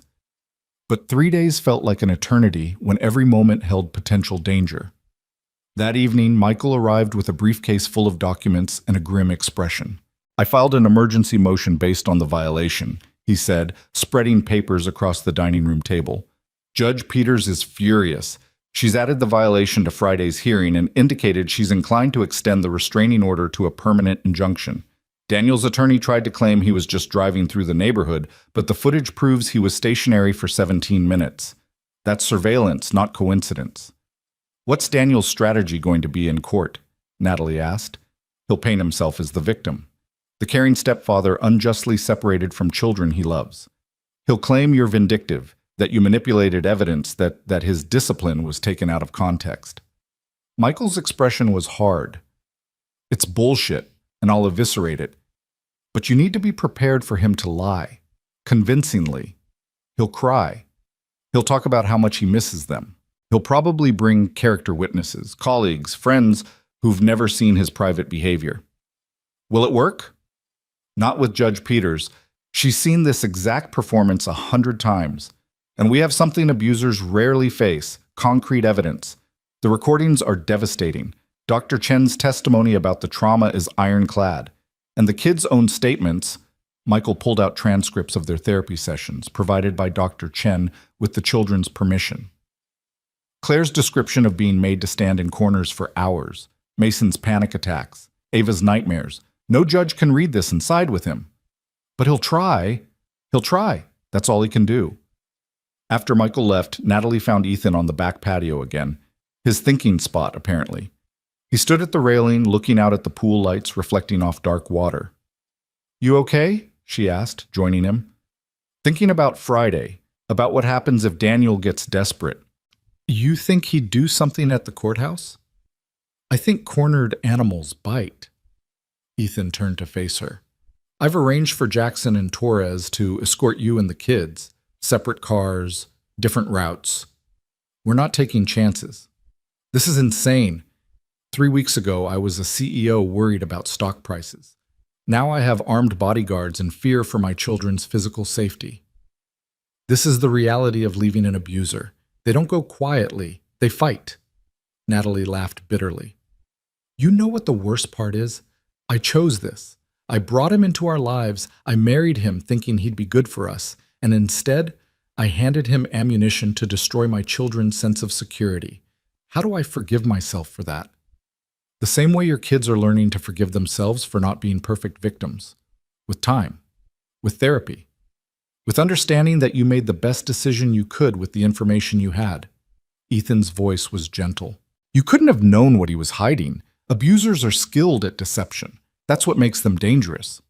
I should have known. I'm their mother.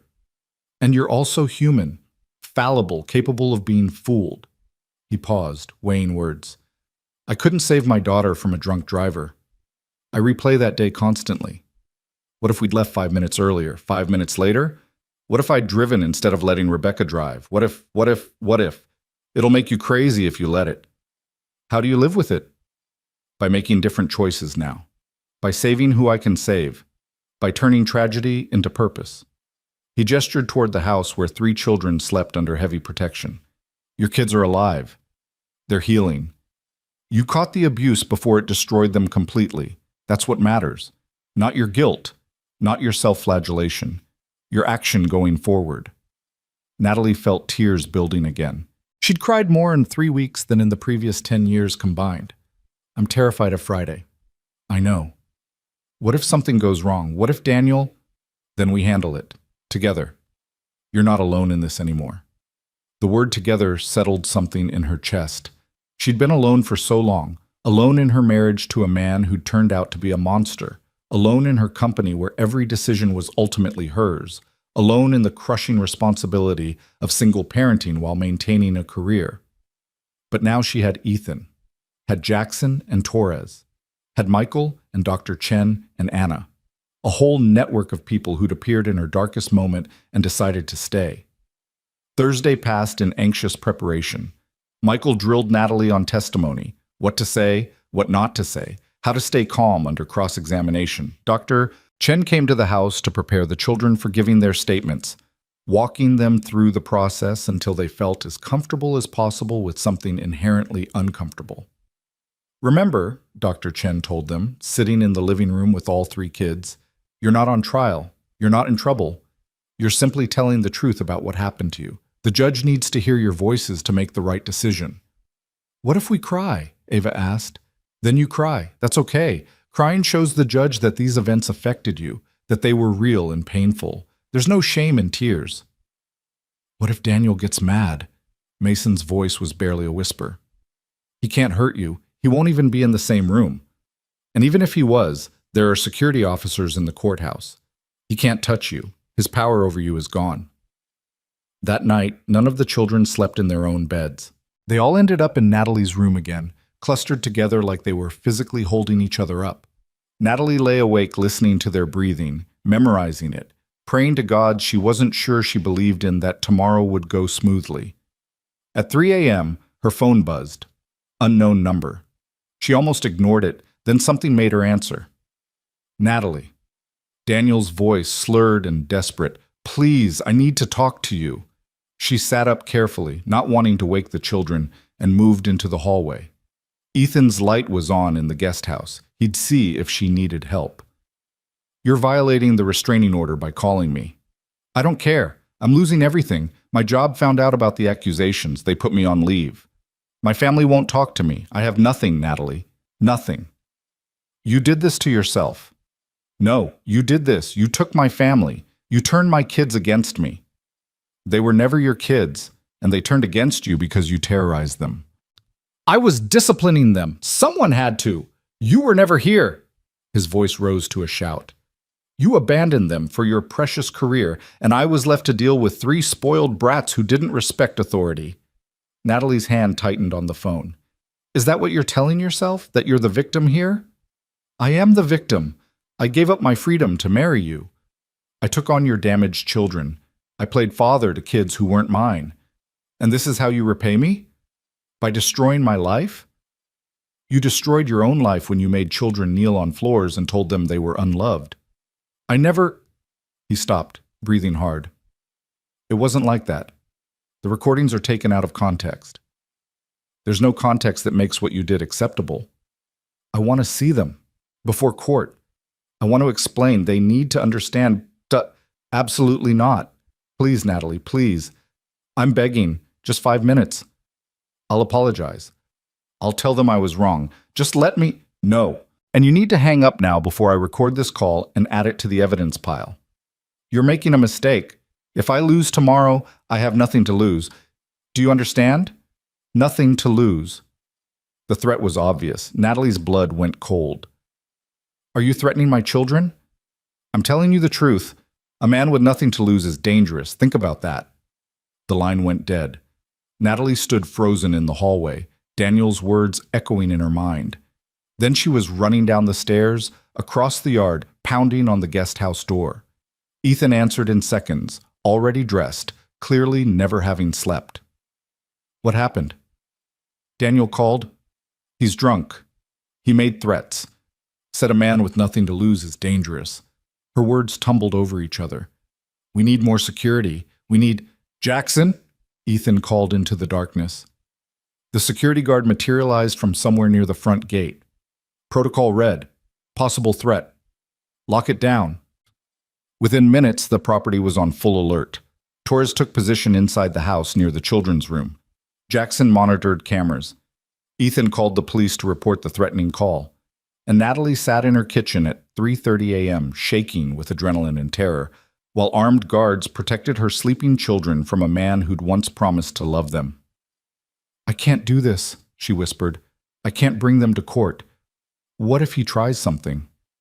He won't, Ethan said firmly. He's bluffing, trying to scare you into backing down. Don't let him. But what if... Natalie. Ethan gripped her shoulders, forcing her to look at him. We've prepared for this. We have security.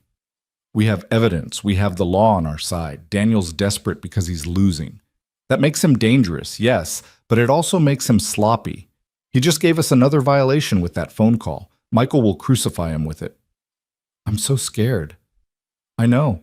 Fear is smart right now, but don't let it paralyze you. Your kids need you strong tomorrow. They need to see that their mother isn't afraid of him, that his threats are empty. Can you do that? Natalie took a shaking breath, then another. Somewhere inside, beneath the terror, she found that core of steel that had built a company from nothing, that had fought through boardrooms full of men who underestimated her. That had survived poverty and single parenthood and every other obstacle life had thrown at her. Yes, she said, I can do that. Good, because we're going to walk into that courthouse tomorrow, and we're going to win. And Daniel Mercer is going to learn that threatening children has consequences he can't imagine. Dawn came too quickly. Natalie woke the children at 6, helped them dress in the clothes Dr. Chen had suggested. Comfortable, but neat. Nothing too formal that would make them feel like performers. Claire chose a simple blue dress. Mason wore khakis and a polo shirt. Ava picked her favorite overalls with flowers on them. They ate breakfast in near silence. Even Anna seemed subdued, making pancakes with mechanical efficiency. Jackson and Torres did final security checks. Ethan loaded the car with bottled water and snacks, preparing for a long day. At 7:30, they left in a 3-car convoy. Ethan drove Natalie and Ava. Jackson took Claire. Torres drove Mason. 3 different routes to the courthouse, arriving separately, minimizing risk. The courthouse loomed downtown, all concrete and glass and the weight of justice.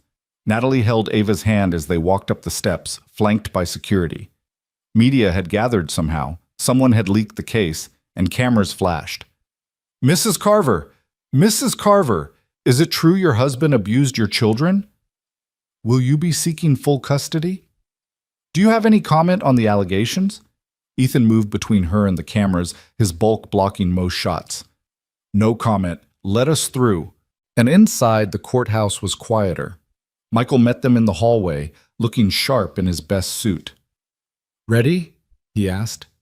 Natalie looked at her 3 children, standing close together, faces pale but determined. They'd survived weeks of abuse.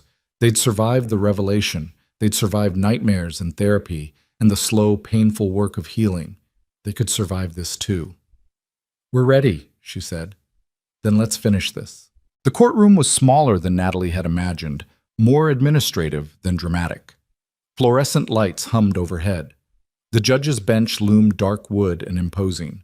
Gallery seats stretched behind a divider, mostly empty except for Daniel's attorney and a few people Natalie didn't recognize. His character witnesses, probably.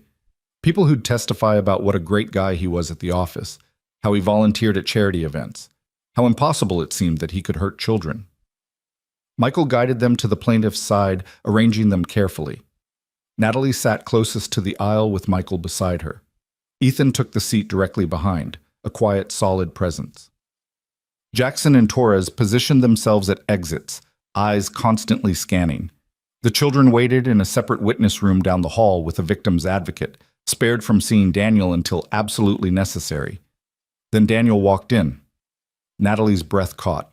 She'd mentally prepared for this moment, rehearsed staying calm, but nothing quite captured the visceral shock of seeing him again. He'd lost weight. His suit hung loose on a frame that had always been athletic but now looked gaunt. His face was clean-shaven, hair perfectly styled, eyes clear. He looked like the man she'd married, handsome, successful, completely unthreatening. The performance had already begun. His attorney, a sharp-looking woman named Patricia Valdez, guided him to the defense table. Daniel's eyes swept the room and landed on Natalie. For a moment, something flickered in his expression, rage maybe or desperation, but then it smoothed into wounded sadness. He mouthed something that looked like please. Natalie looked away. All rise.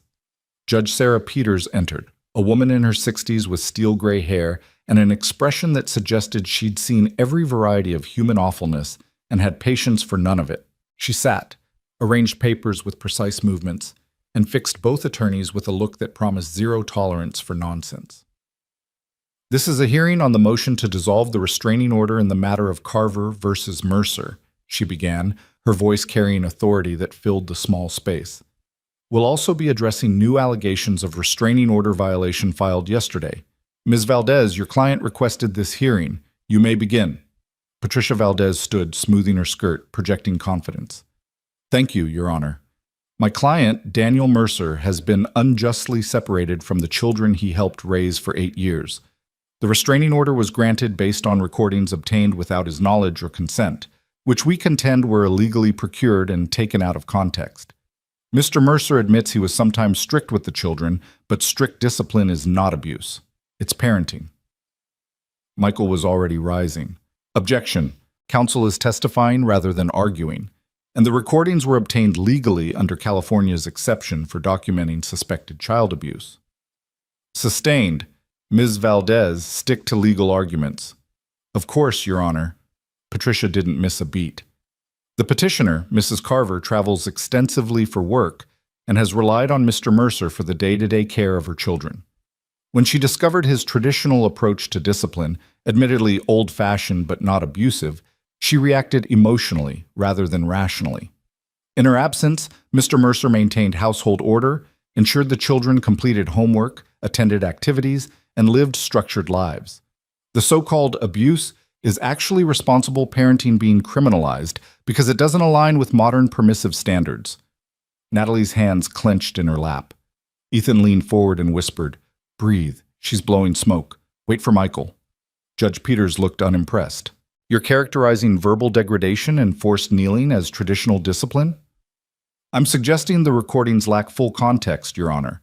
Moments of frustration edited together to paint my client in the worst possible light. Every parent has said things in anger they regret. That doesn't make them abusive. Mr. Reeves, your response? Michael stood, radiating controlled fury. Your Honor, the defense's characterization requires us to ignore hours of recorded evidence, testimony from a child psychologist documenting severe trauma, and 3 children's consistent accounts of systematic emotional abuse. This isn't a parent having a bad day. This is months of deliberate cruelty. We're prepared to present evidence that will make the abuse undeniable. Then present it. I want to hear from the children first. Are they prepared to give statements? They are, Your Honor. We've arranged video testimony from the witness room to minimize trauma. Proceed. The bailiff wheeled in a large monitor. After a moment of technical adjustment, the screen flickered to life, showing the witness room. Claire sat in a chair that looked too big for her, the victim's advocate beside her. She wore her blue dress, and her hands were folded in her lap, knuckles white from pressure. Even through video feed, Natalie could see her daughter trembling. Judge Peters' expression softened slightly. Hello, Claire. I'm Judge Peters. You're not in any trouble, and you don't have to be nervous. I just need to ask you some questions about your home life. Can you do that for me? Claire's voice came through tinny but clear. Yes, ma'am. Tell me about Daniel Mercer. How did he treat you when your mother was away? Claire took a shaking breath. He was nice when Mom was home. He'd smile and ask about school and act like he cared. But when she left, he changed. He got mean. Can you give me examples of mean behavior? He made us kneel on the hardwood floor for hours sometimes. If we talked back or got bad grades or just annoyed him, my knees would hurt so bad I couldn't sleep after. Mason's knees bled once. Patricia Valdez started to rise, but Judge Peters waved her down. You'll get your cross-examination. Let her finish. Claire continued, words coming faster now, like a dam breaking. He called us burdens. He said our real dad didn't want us, that Mom only married him because she needed someone to babysit us. He said we were disappointments, that we ruined his life. He said Mom was too important for our problems, and if we complained, we'd lose her too. Did you believe him? Yes. Mom was gone a lot. I thought maybe he was right. Maybe we were too much trouble. Tears started down Claire's face. I tried so hard to be perfect, to not need anything, to not make mistakes, but it was never enough. He always found something wrong, and when I broke my violin string by accident, he made me stand in a corner for hours. I had to pee so bad, but I was too scared to move. I'm 12 years old and I almost had an accident like a little kid because I was terrified of him. Natalie felt tears burning her own eyes. Ethan's hand found her shoulder, squeezing gently. Did you tell your mother about this treatment? Judge Peters asked. No, he said she was stressed, that complaining would make her life harder, that good children don't burden their parents with problems. He said if I told, Mom might send me to boarding school to get rid of me. I didn't want to leave my brother and sister alone with him. You were trying to protect them. I'm the oldest. It's my job to protect them. But I couldn't. I wasn't strong enough. Claire's voice broke completely. I'm sorry. I'm sorry I let them get hurt too. Judge Peters' expression had gone from stern to compassionate. Claire, none of this was your responsibility. You're a child. The adults failed you, not the other way around. Thank you for your bravery in speaking today. Ms. Valdez, do you have questions for this witness? Patricia stood, her expression calculating. Claire, you said Mr. Mercer was nice when your mother was home. Is it possible he was actually consistently kind and you're misremembering because you're upset about the divorce? No. Children sometimes have difficulty distinguishing between strict parenting and abuse. Is it possible? I know the difference between strict and mean, Claire said, her voice gaining strength. Strict is enforcing bedtime. Mean is calling me worthless. Strict is grounding me for bad behavior. Mean is making me kneel until my legs go numb and telling me I'm the reason Mom is never home. Your Honor, Patricia tried, the witness is clearly emotional and— The witness is clearly truthful, Judge Peters snapped. I've heard enough. Next child. Mason appeared on screen next, his glasses slightly crooked, his expression terrified. He looked even smaller through the camera, a little boy trying to be brave. The questioning followed similar patterns. Mason described the kneeling, the verbal abuse, the way Daniel grabbed his neck. His voice shook when he recounted being told he'd never be a real man because he cried too much. He said men don't cry, Mason told the judge, that I was weak, that Mom married him because I needed a father figure to teach me to be strong, but he didn't teach me anything except how to be scared. Are you scared now? Judge Peters asked gently. Yes. I'm scared he'll come back. I'm scared Mom will have to go to work and we'll be alone with him again. I'm scared all the time now. I have nightmares where he's chasing me and I can't run fast enough. I wake up crying and I'm so ashamed because that proves he's right. I am weak. Mason, crying doesn't make you weak. Surviving what you survived makes you incredibly strong. That's what Mom says. And Ethan. But I don't feel strong. I feel broken. Patricia's cross-examination was brief and unsuccessful. Mason's genuine terror shone through every word, making any attempt to discredit him look cruel. Then Ava appeared on screen, clutching her stuffed elephant, looking impossibly tiny and vulnerable. Judge Peters' expression softened further. Hi, Ava. That's a nice elephant. What's its name? Mr. Trunk. Ava's voice was barely audible. Mr. Trunk is a good name. Ava, can you tell me about Daniel? How did he make you feel? Scared and sad. He said Mommy doesn't love me. He said that's why she's always gone, because work is more important than me. Did you believe that? Yes. Mommy was gone a lot. I thought maybe I did something bad and she left because of me, like my first daddy left. In the courtroom, Natalie pressed her hand to her mouth, stifling a sob. This was worse than the recordings. Hearing her children's raw pain, their mistaken beliefs about her love, the damage Daniel had inflicted, it was unbearable. Did Daniel ever hurt you physically? Judge Peters asked. He grabbed my arm once, really hard. I had bruises, but I wore long sleeves so Mommy wouldn't see. He said if I told, Mommy would stop loving me forever. Do you still have those bruises? No, they went away, but I remember how they hurt. Patricia Valdez wisely chose not to cross-examine the 7-year-old. Even she seemed to recognize that attacking a small child clutching a stuffed animal would destroy whatever sympathy she hoped to build for Daniel. After the children's testimony, Dr. Chen appeared in person, taking the witness stand with professional composure. She outlined her findings in clinical terms that somehow made the abuse even more damning. All 3 children present with trauma symptoms consistent with sustained emotional abuse, she testified.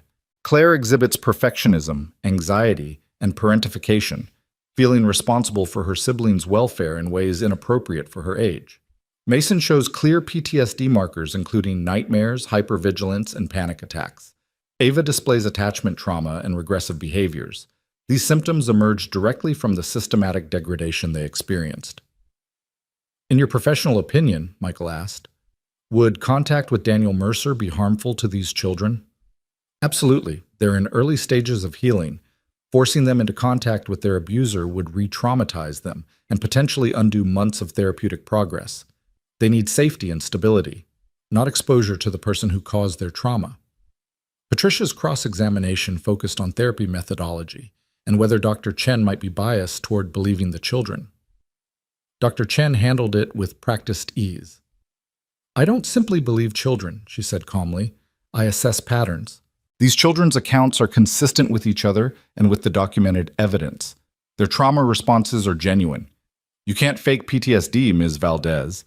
The body tells the truth even when people might doubt the words. Next came Ethan. He took the stand looking uncomfortable in slacks and a button-down shirt, clearly more at ease in work clothes. But his testimony was devastating. Michael guided him through the timeline. 6 months of observation, the decision to install cameras, the systematic documentation of abuse. Ethan described hearing Daniel's voice through walls, seeing the children's increasing fear, making the difficult choice to violate privacy in order to protect them.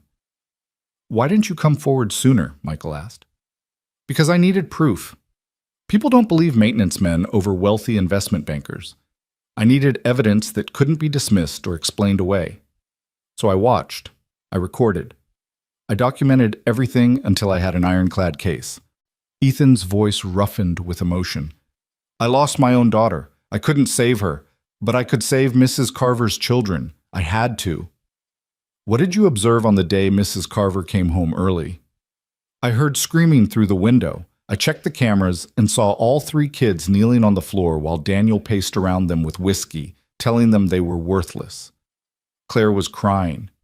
Mason was shaking. Ava looked terrified. When Mrs. Carver's car pulled up, I knew I had to stop her from walking in blind. She needed to see what was really happening. And her reaction?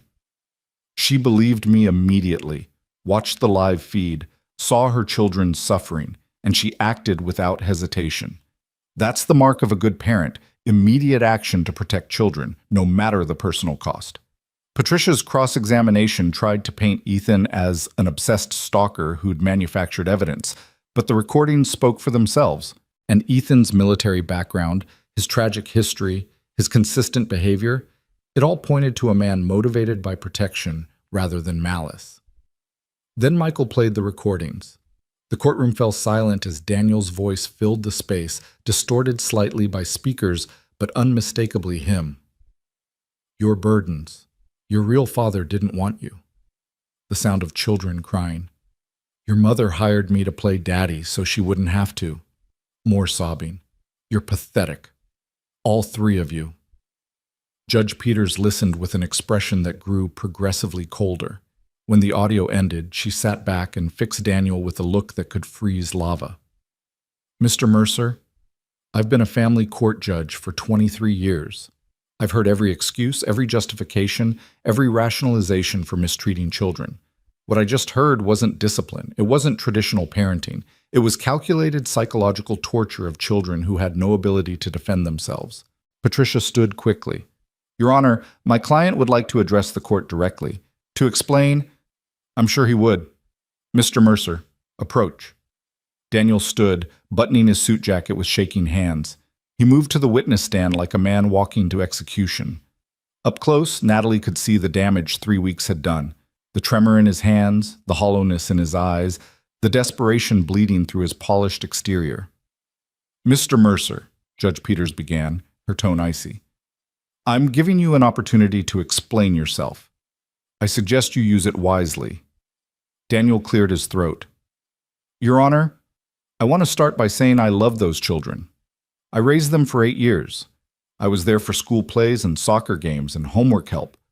I was the one who woke up when they had nightmares, who made their lunches, who taught them to ride bikes.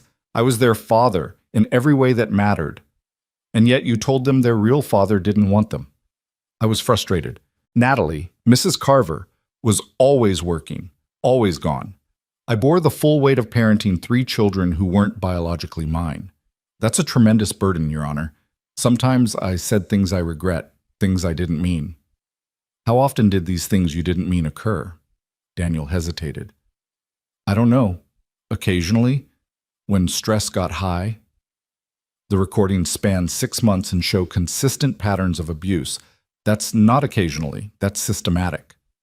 The recordings are edited. They don't show the good moments. The times I helped with homework or took them for ice cream or… Mr. Mercer, abusers often oscillate between cruelty and kindness. That's how they maintain control. It doesn't excuse the cruelty. Judge Peters leaned forward. Let me be very clear. You made children kneel for hours. You told them they were unwanted. You grabbed a 10-year-old boy by the neck. You created an environment so terrifying that a 12-year-old girl nearly wet herself rather than risk moving from a corner. Do you understand how profoundly you've damaged these children? I never meant to hurt them. Intent doesn't matter when the result is trauma. What matters is what you did and the consequences of your actions. Daniel's composure started cracking. I'm sorry. I'm so sorry. If I could take it back, if I could do things differently, I never wanted this. I never wanted to be the villain. I just wanted a family. You had a family, and you terrorized it. Please, Your Honor, please give me another chance. I'll do therapy. I'll take parenting classes. I'll never raise my voice again. Just let me see them. Let me apologize. Let me make this right. Some things can't be made right, Mr. Mercer. Some damage runs too deep. Patricia jumped in, desperation making her voice sharp. Your Honor, my client is genuinely remorseful. He's seeking help. He's acknowledged his mistakes. Doesn't that deserve consideration? What deserves consideration is the well-being of 3 traumatized children. Ms. Valdez, I'm now going to address the restraining order violation. Mr. Mercer, you were parked outside the Carver residence on November 15th for 17 minutes. Security footage shows you photographing the property and the children. How do you explain this? Daniel went pale. I just wanted to see them. From a distance. I wasn't going to approach. You violated a court order. You surveilled minor children. You demonstrated you have no respect for legal boundaries. I was desperate. I missed them. I needed to see they were okay. They're okay because you're not in their lives. Judge Peters' voice could have cut glass. Mr. Mercer, you then called Mrs. Carver at 3 a.m. yesterday morning and made threats. Specifically, you told her that a man with nothing to lose is dangerous. Would you like to explain that statement? The blood drained from Daniel's face completely. I didn't mean… I was drunk. I wasn't thinking clearly. I would never actually hurt them. Threatening harm to children is a criminal offense. The only reason you're not being arrested right now is because I'm giving you one final opportunity to demonstrate you understand the gravity of your situation. Do you understand? Yes, Your Honor. Do you understand that if you violate the restraining order again, if you contact Mrs. Carver or her children in any way, if you come within 500 yards of them, you will be immediately arrested and charged? Yes, Your Honor. Do you understand that your relationship with these children is permanently terminated? That you have no parental rights, no custody, no visitation? That you are, in the eyes of the law, a stranger who harmed them? Daniel's eyes filled with tears. Whether genuine or performative, Natalie couldn't tell. I understand. Judge Peters shuffled papers, her expression carved from granite. Then here's my ruling. The restraining order will not only remain in place, it will be extended to a permanent injunction. Mr. Mercer is prohibited from all contact with Claire Mason and Ava Carver for a period of no less than 10 years, at which point the now adult children may petition to modify or dissolve the order if they choose. He is prohibited from coming within 500 yards of their residence, their schools, or any location where they regularly appear. He is prohibited from all forms of contact, including phone calls, emails, social media, or third-party communication. Patricia tried one last time. Your Honor, 10 years is excessive for what amounts to overly strict parenting. Ms. Valdez, I've heard the evidence. I've seen 3 traumatized children. I've listened to recordings that made my skin crawl. 10 years is lenient. If I had my way, it would be permanent, effective immediately. But the law requires I allow for future modification. However, Mr. Mercer, understand this. If those children petition to see you in 10 years, it will be their choice, not yours. You have forfeited all parental authority. You will also be enrolled in a batterer's intervention program and undergo psychological evaluation. If you fail to comply, criminal charges may be filed. Your Honor, Daniel started. I'm not finished. You will also pay child support for all 3 children until they reach adulthood, despite having no custody. The amount will be determined based on your income. Mrs. Carver will retain sole legal and physical custody. She will make all decisions regarding the children's upbringing, education, and medical care. You have no say, no input, no rights. Do I make myself clear? Yes, Your Honor. Daniel's voice was barely a whisper. Then we're done here. This hearing is adjourned. The gavel came down with a crack that echoed like thunder. For a moment, nobody moved. Then Daniel stood, his face crumbling, and looked across the courtroom at Natalie. I'm sorry, he said, his voice breaking. I'm so sorry. I never meant... Bailiff, remove Mr. Mercer, Judge Peters said crisply. As bailiffs escorted Daniel toward the exit, he kept looking back, kept trying to speak. Patricia Valdez gathered her papers with tight, angry movements, and Natalie sat frozen, unable to process that it was over. Actually over. Michael turned to her, his expression triumphant. We won. Complete victory. He can't touch them. It's really over? It's really over. Ethan leaned forward from behind. You okay? Natalie realized she was crying, not from sadness or fear, but from relief so overwhelming it felt physical. The weight she'd carried for 3 weeks, for 8 years really, the weight of not knowing her children were suffering, lifted all at once. I need to see them, she said. Right now. I need my kids. They found the children in the witness room, clustered together on a couch with the victim's advocate. All 3 faces turned toward the door when it opened, expressions cycling rapidly from hope to fear to desperate need for reassurance. It's over, Natalie said, dropping to her knees in front of them. You're safe. He can't come near you for 10 years minimum. The judge ruled in our favor on everything.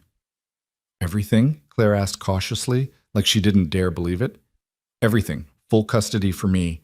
No visitation for him. Permanent restraining order. You never have to see him again unless you choose to when you're adults. We won? Mason's voice was small and disbelieving. We won. Then all 3 children were in her arms, crying and laughing simultaneously. The victim's advocate quietly excused herself, giving them privacy.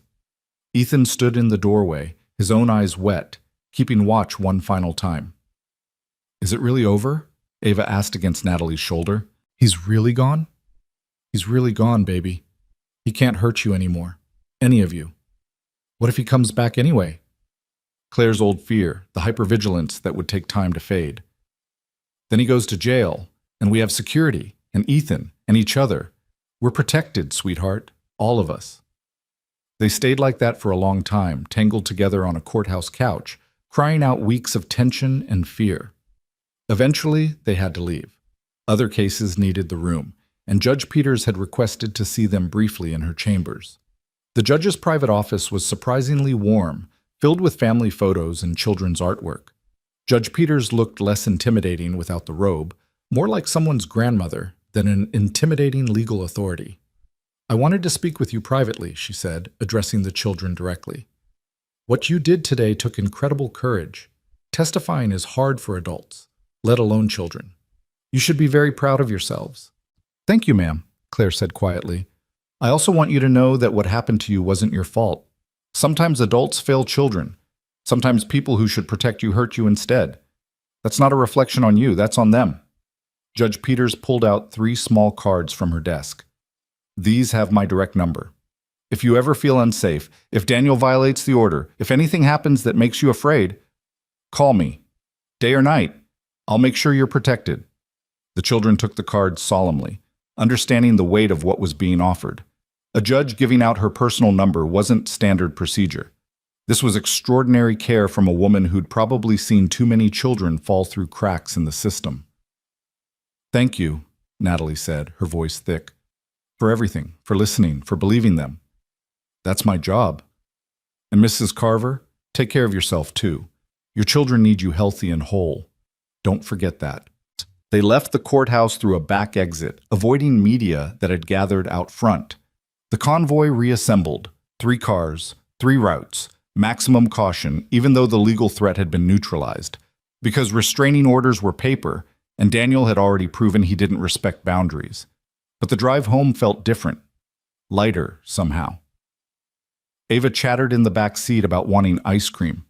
Ethan drove with one hand, the other tapping the steering wheel to music from the radio. And Natalie felt something unfamiliar stirring in her chest. Hope, maybe. Or the beginning of peace. At home, Anna had prepared a celebration dinner, all the children's favorites without regard for nutrition or balance. Pasta and garlic bread and chocolate cake.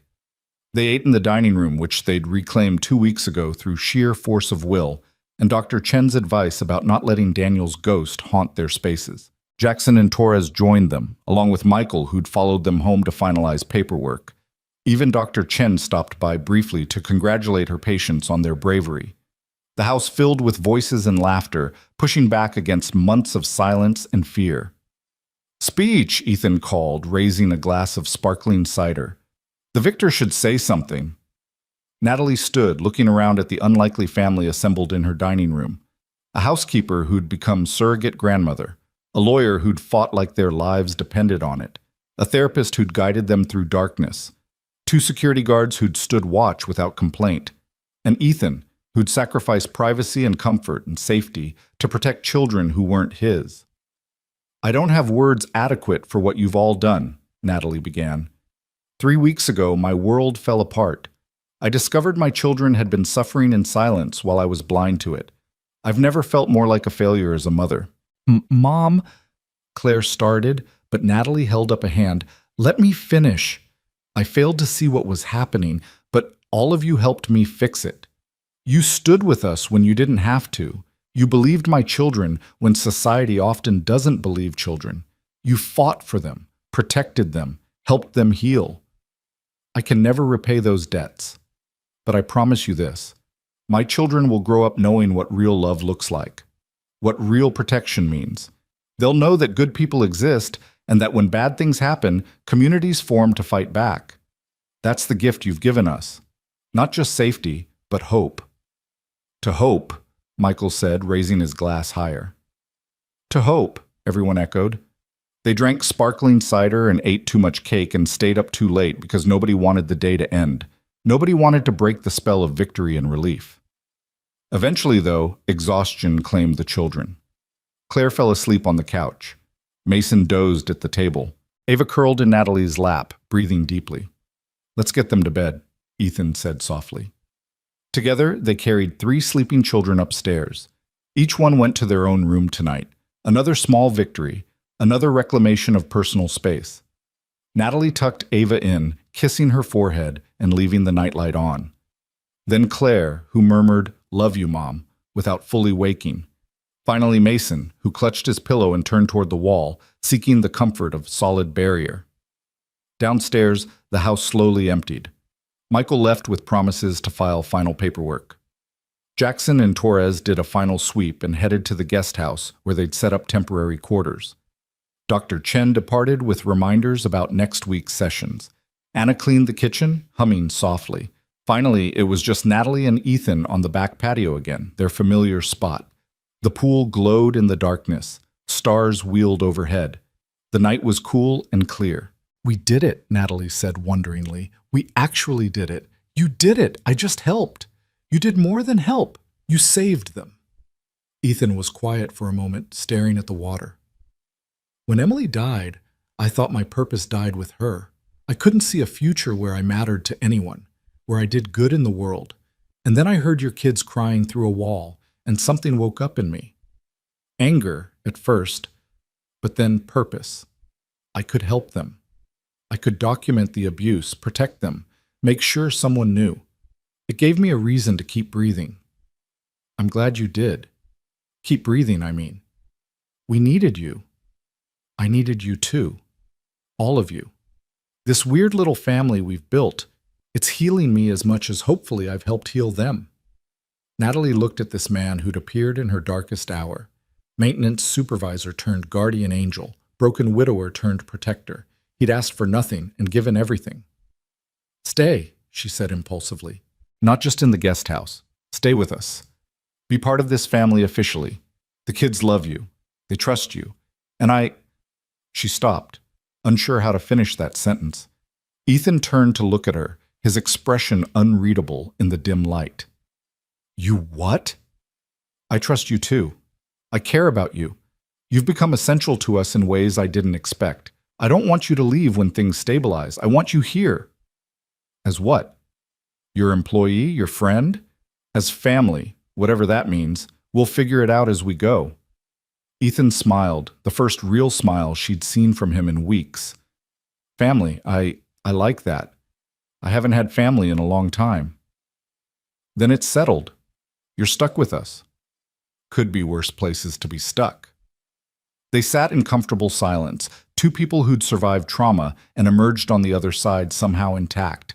Not undamaged, they all carried scars now, visible and invisible, but intact. Together. Building something new from the rubble of what had been destroyed. Inside the house, a child cried out briefly, then settled. Normal nightmare, not crisis. Natalie started to rise, but Ethan gestured for her to stay. "I'll check. You've had a long day." He disappeared inside, and Natalie heard his footsteps on the stairs. Heard his gentle voice murmuring reassurance. Heard the child, Mason probably, settle back into sleep. When Ethan returned, he had a small smile. "Bad dream, but he went right back to sleep when I told him everyone was safe." "He believes you. They all believe you. That's a responsibility I don't take lightly. I know that's why they're right to believe you." The night deepened around them. Tomorrow would bring challenges. Healing wasn't linear. Trauma didn't disappear overnight, and building new normal would take time. But tonight, they were safe. The threat was neutralized. The children slept peacefully. And two broken people sat on a patio, keeping watch together, finding purpose in protection and healing in unexpected family. "Thank you," Natalie said again, knowing the words were inadequate but needing to say them anyway. "Thank you for trusting me," Ethan replied, "for believing me that first day, for acting immediately, for being the mother they needed." "I'm still figuring out how to be that mother. We're all still figuring it out. That's okay. We'll figure it out together." Together. That word again. It had become Natalie's favorite word. Together they'd survived. Together they'd fought. Together they'd won. And together they'd heal. 6 months passed like water over stones, slowly wearing down sharp edges, smoothing rough places, reshaping everything it touched.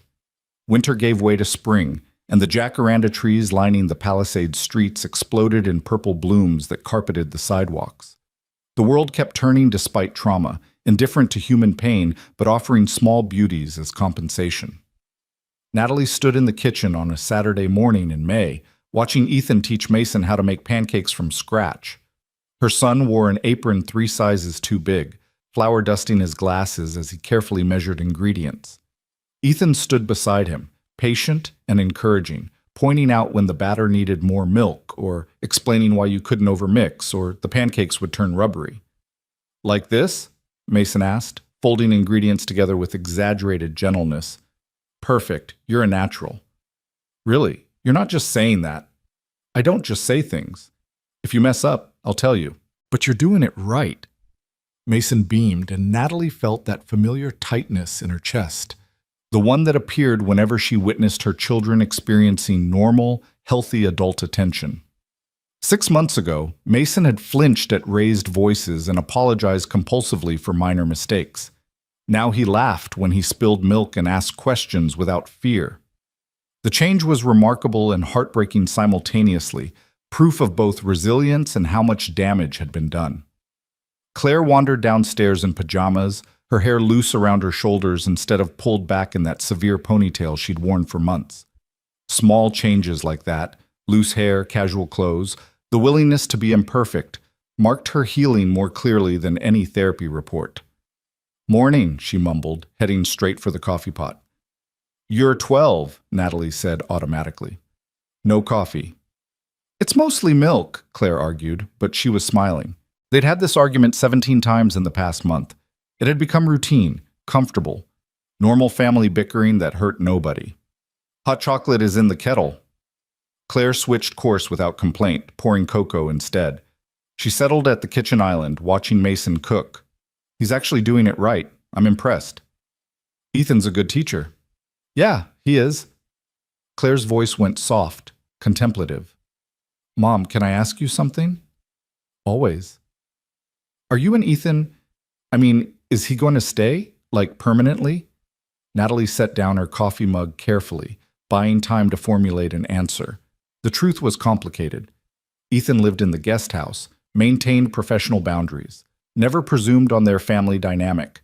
But he was also present for every dinner, every homework session, every movie night. He fixed broken things and taught life skills, and listened to childish concerns with complete attention. He existed in their lives like a foundation, essential but often invisible, holding everything up without demanding recognition. "He's family," Natalie said carefully. "However that looks, whatever that means, he's part of us now. He's not going anywhere unless he chooses to." "But do you want him to stay? Like, want? Claire, what are you really asking?" Her daughter fiddled with her mug, not meeting Natalie's eyes. "I see how you look at him sometimes, and how he looks at you. When you're not paying attention, it's different than before, different than with Daniel. Different how? Safer. Happier. Like you're not performing or pretending. Like you can just be." Natalie's throat tightened. When had her daughter become so perceptive? Though trauma did that, forced children to become experts at reading adult emotions, at anticipating mood shifts, at protecting themselves through hyper-awareness. Another gift from Daniel, though this one might actually serve Claire well in life. "I care about Ethan very much," Natalie admitted. "But I'm not rushing into anything. We're all still healing, and you three come first, always." "What if we want you to be happy too?" Claire looked up finally, her brown eyes serious. "What if we think Ethan makes you happy? What if we like having him around and wouldn't mind if he was around even more?" "Are you matchmaking, Claire Carver?" "I'm just saying. Mason told me yesterday that he wishes Ethan was his real dad, and Ava draws pictures of our family where Ethan's always in them. We've noticed. We're not blind." Before Natalie could respond, Ava burst into the kitchen like a small blonde tornado, still in her Princess Elsa nightgown, clutching a piece of paper. "Look what I made! It's all of us at the beach!" She thrust the drawing at Natalie, crayon rendering of 5 stick figures on a sandy beach, waves behind them, sun overhead. Natalie, Claire, Mason, and Ava were easy to identify.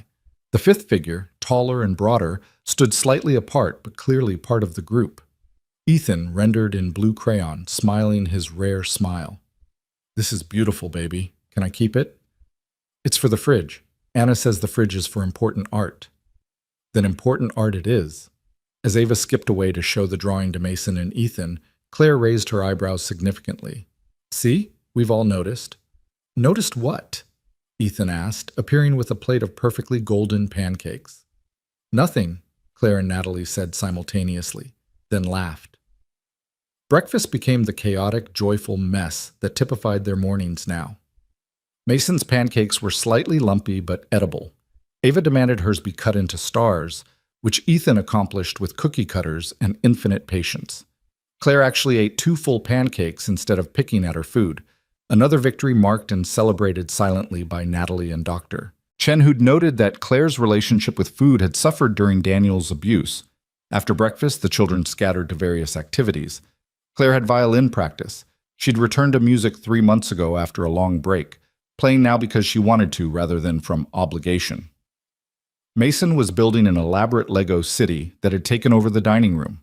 Ava had art projects spread across the patio, creating what she called fairy houses from twigs and flowers. Natalie and Ethan ended up in the garden, ostensibly to discuss repairing the irrigation system, but really just existing in shared space. They'd fallen into this pattern, finding reasons to be near each other without naming what was happening between them. 6 months of proximity had built something neither seemed ready to define. Claire asked me this morning if you're staying, Natalie said, pulling weeds from around the rose bushes. Permanently, Ethan's hand stilled on the sprinkler head he was adjusting. What did you tell her? That you're family. That you're not going anywhere unless you choose to. She glanced at him. Was I right? I have nowhere else I'd rather be. That's not the same as saying you want to stay. I want to stay. The words came out fierce, almost desperate. I want to wake up every morning and fix Mason breakfast and help Claire with homework and listen to Ava's elaborate stories about fairy kingdoms. I want to repair broken fences and teach life skills and be the person they call when something's wrong. I want... He stopped, jaw working. What do you want, Ethan? This. All of this. You and 3 kids who aren't mine but feel like mine. Morning coffee and family dinners and the noise of people who care about each other. I want what I lost. Not the same people. I'll always miss Rebecca and Emily. But the same feeling, the same purpose, the same mattering to someone. Natalie set down her trowel and moved closer. They were inches apart, close enough that she could see the silver threads in his dark hair, the lines around his eyes that spoke of grief carried and survived. Close enough to smell soap and coffee and the faint scent of motor oil that never quite washed away. You matter to us, she said quietly. To the kids. To Anna. To me. How do I matter to you? The question hung between them, heavy with months of unspoken feeling. Natalie could deflect, could keep things safe and undefined, but Claire's words echoed, what if we want you to be happy too? When I come downstairs and see you teaching Mason to cook, I feel grateful, Natalie began slowly, choosing words carefully. When you fix something broken, I feel relieved. When you play Tea Party with Ava, I feel blessed. And when you look at me the way you're looking at me right now, I feel things I haven't felt in years. Hope, safety, the possibility that maybe someone could love me, not despite my flaws and failures, but with full knowledge of them. Natalie, let me finish. I'm terrified. My track record with men is catastrophic. I chose wrong twice. My first husband abandoned us. My second husband tortured our children. How do I trust my own judgment? How do I risk letting someone close when I've proven I can't distinguish good from bad? By recognizing that I'm neither of them. Ethan's voice was gentle but firm. I'm not your first husband who ran from responsibility. I'm not Daniel who used control to compensate for inadequacy. I'm a broken man who found purpose in protecting your children, who fell in love with them first and then with you, who doesn't want to change you or control you or ask you to be anything other than exactly who you are. You love me? The words came out whispered, disbelieving. How could I not? You're fierce and flawed and you make terrible pancakes. You work too hard and forget to eat lunch. And sometimes you're so focused on fixing things, you miss what's right in front of you. And you're also the bravest person I've ever met. You saw your children suffering and acted immediately. You dismantled your entire life to protect them. You chose them over career and reputation and the comfortable lie that everything was fine. How could I not love that? Tears blurred Natalie's vision. I'm not brave. I'm terrified constantly. Brave doesn't mean unafraid. It means acting despite fear. I'm afraid of this. Of you. Of what happens if I let myself care and everything falls apart again. Then we fall apart and rebuild. That's what people do. That's what we've been doing for 6 months. Natalie laughed through tears. This is the worst timing. We're still in crisis mode. The kids are still healing. Everything's fragile. Life doesn't wait for perfect timing, and we've been building this, whatever this is, for months. We just haven't named it. Ethan reached out slowly, giving her time to retreat, and wiped tears from her cheek with calloused gentleness. I'm not asking for anything you're not ready to give. I'm just telling you the truth. I love you. I love your children. I want to be here. However that looks, whatever pace feels right. I'm not going anywhere. What if the kids aren't ready? What if it confuses them or makes them feel, Mom? Claire's voice came from behind them.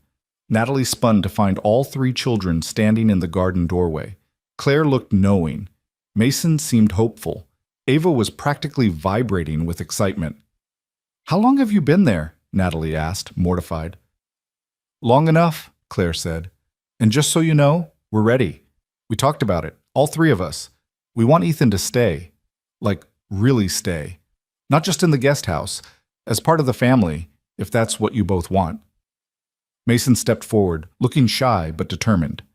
Ethan's nice to us. He doesn't get mad when we make mistakes. He teaches us stuff and listens when we talk. He makes you smile, Mom. We want him to stay. And he gives the best hugs, Ava added seriously. That's very important in a family. Ethan had gone still, his expression cycling through shock and hope and overwhelming emotion. He looked at the 3 children he'd saved, who were now saving him right back, and his eyes went bright with tears. You guys talked about this? He managed. Obviously, Claire said. We're not stupid. We see what's happening, and we approve. Unanimously. Unanimously means we all agree, Ava explained helpfully. We learned it in school. Natalie looked between her children and Ethan, this man who'd appeared in her darkest hour and stayed through every painful moment after. This man who asked for nothing and gave everything. This man who loved them all, not perfectly, but genuinely. I guess we're doing this, she said, feeling terrified and exhilarated simultaneously. Guess so, Ethan replied, his smile breaking like dawn. So you're together now? Mason asked. Like, officially? We're figuring it out, Natalie said, slowly, with lots of talking and therapy and making sure everyone's comfortable. Can Ethan move into the main house? Ava asked. The guest house is too far away. That's a conversation for adults to have, Natalie said quickly, feeling heat rise in her cheeks. But eventually? Claire pressed. Because it would make sense. He's here every day anyway, and the guest house is kind of small. We'll see. No rushing. We're all still healing. But we're healing together, Mason said. That's what Dr. Chen says. Healing happens in community. When did you get so wise? I've always been wise. You just didn't notice because I'm short. They all laughed, the sound carrying across the garden and into the house where Anna was probably listening and smiling. The sound of a family, messy, complicated, built from broken pieces, but whole nonetheless. The weeks that followed brought their own challenges. Healing remained non-linear. Claire had a panic attack when she got a B+ on an English paper, convinced that imperfection meant failure meant punishment. It took 2 hours and both Natalie and Dr. Chen to talk her down, to remind her that grades were just feedback, not judgments of her worth. Mason's nightmares decreased in frequency but increased in intensity when they came. Once a week became once every 2 weeks, but the dreams left him screaming and shaking, unable to articulate what he'd seen. Ethan started staying in Mason's room on bad nights, sleeping in the chair beside his bed, providing silent protection that helped more than any words. Ava regressed occasionally, reverting to behaviors from months earlier, refusing to let Natalie out of sight, needing constant reassurance, waking multiple times each night. Dr. Chen called it normal, expected, part of trauma's unpredictable tide. Forward progress, backward slide, forward again. The trajectory was positive even when individual days felt like defeat. But there were victories, too. Claire auditioned for youth orchestra and made first chair violin. Mason joined soccer and scored his first goal, celebrating with unselfconscious joy instead of fear that success would bring punishment. Ava started kindergarten and made friends, hosting play dates where she laughed so hard she got hiccups. And Natalie learned to be present. She cut her consulting hours further, turning down projects that would demand too much time. She attended every school event, every practice, every performance. She learned to make decent spaghetti and barely edible cookies. She read bedtime stories and checked homework, and sat through lengthy explanations of video game strategies that meant nothing to her but everything to Mason. She also learned to accept help. Anna became more than housekeeper. She was grandmother figure who dispensed wisdom and tamales in equal measure. Jackson and Torres, who'd stayed on permanent retainer, became uncles who taught the kids self-defense and made them laugh with terrible jokes. Dr. Chen remained their anchor, guiding them through rough waters with professional skill and genuine care. And Ethan. Ethan became everything. Not father, the children still called him Ethan, and he never tried to replace their biological father's memory. But he was mentor and protector and friend. He was the person Mason called when he had car trouble after getting his license years later. He was the one Claire sought out for advice about college applications. He was Ava's favorite audience for elaborate fantasy stories. And for Natalie, he became partner in ways Daniel never had been. Equal, supportive without being controlling, present without demanding all her attention. He pushed her to maintain her own identity even while building a family. He reminded her to schedule lunch with friends, to pursue hobbies, to be something other than just a mother. They moved slowly, cautiously. It took 3 months before they went on an actual date. Dinner at a quiet restaurant while Anna stayed with the kids. 6 months before Ethan officially moved into the main house, taking a bedroom on the opposite end from the children and Natalie, maintaining appropriate boundaries.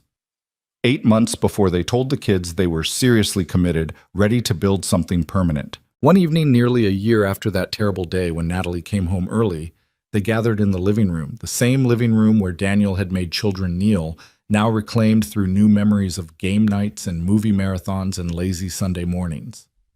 "We want to talk to you about something," Natalie began, her heart hammering despite knowing the children would support this. "Ethan and I have been talking about the future, about making our family official in a legal sense." "You're getting married?" Ava squealed, bouncing in her seat. "Eventually, maybe.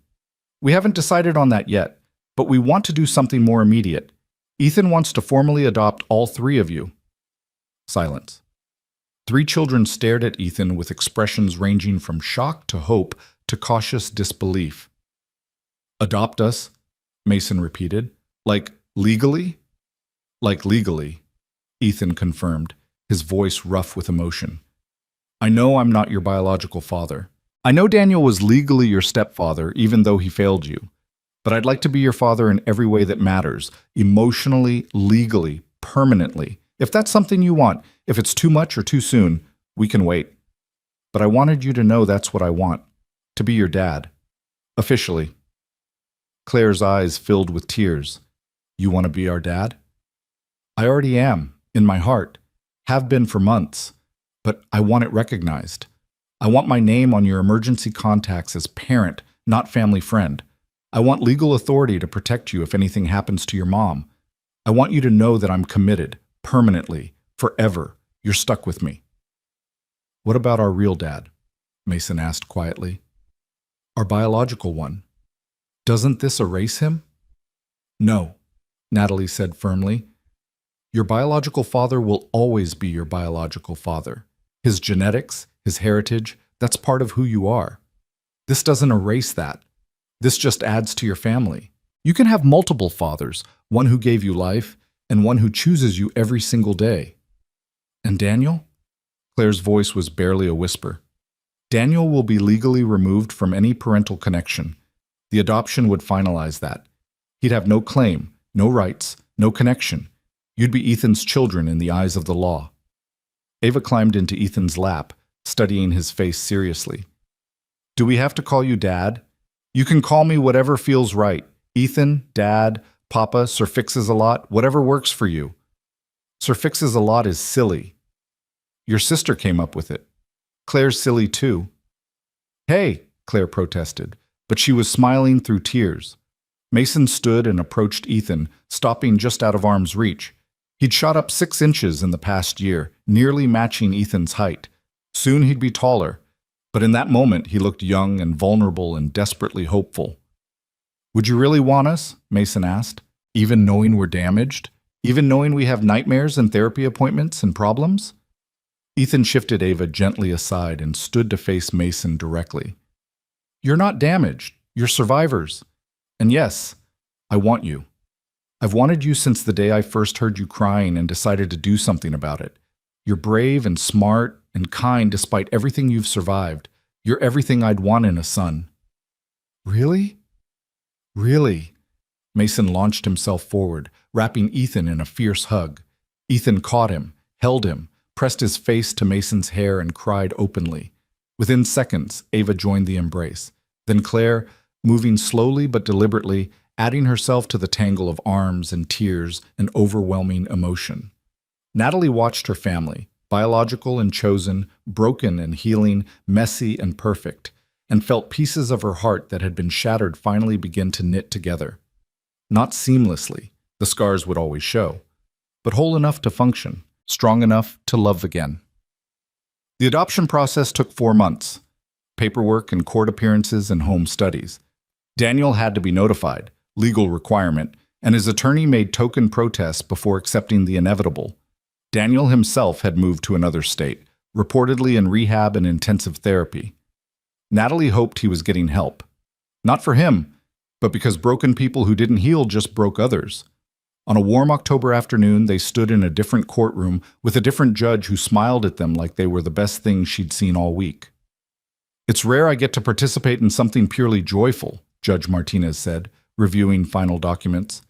Usually family court is heartbreak and damage control, but this is healing. This is a man stepping up to be father to children who desperately needed one.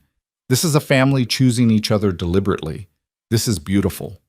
She signed papers with flourish, stamped documents officially, and declared, "By the power vested in me by the state of California, Ethan James Cole is hereby recognized as the legal father of Claire Elizabeth Carver, Mason Thomas Carver, and Ava Grace Carver, with all rights and responsibilities that entails. Congratulations." Ethan pulled all 3 children into his arms, his voice breaking as he said, "I love you. All of you. So much." "We love you too, Dad," Claire whispered, using the title for the first time. Dad. Simple word. Enormous weight. Ethan closed his eyes against overwhelming emotion, holding his children because they were his now, legally and forever, and probably sending prayers of gratitude to the family he'd lost, thanking them for leading him to this second chance. The celebration afterwards was pure joy. Anna had prepared a feast. Michael brought champagne for adults and sparkling cider for kids.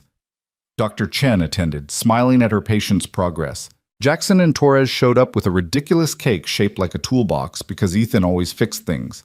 Friends from school, neighbors who'd supported them, even Judge Peters who'd presided over the restraining order hearing, all gathered to celebrate family built from ashes. That evening, after everyone left and the children finally went to bed exhausted from excitement, Natalie and Ethan ended up on their patio. Their spot. The place where they'd kept watch over healing and confessed feelings and planned futures. "How does it feel?" Natalie asked, leaning against his shoulder. "Being a father again?" "Terrifying. Amazing. Like I can breathe fully for the first time in 5 years." Ethan wrapped his arm around her, pulling her close. "Thank you." "For what?" "For trusting me, for letting me be part of this, for giving me purpose when I thought mine was gone forever."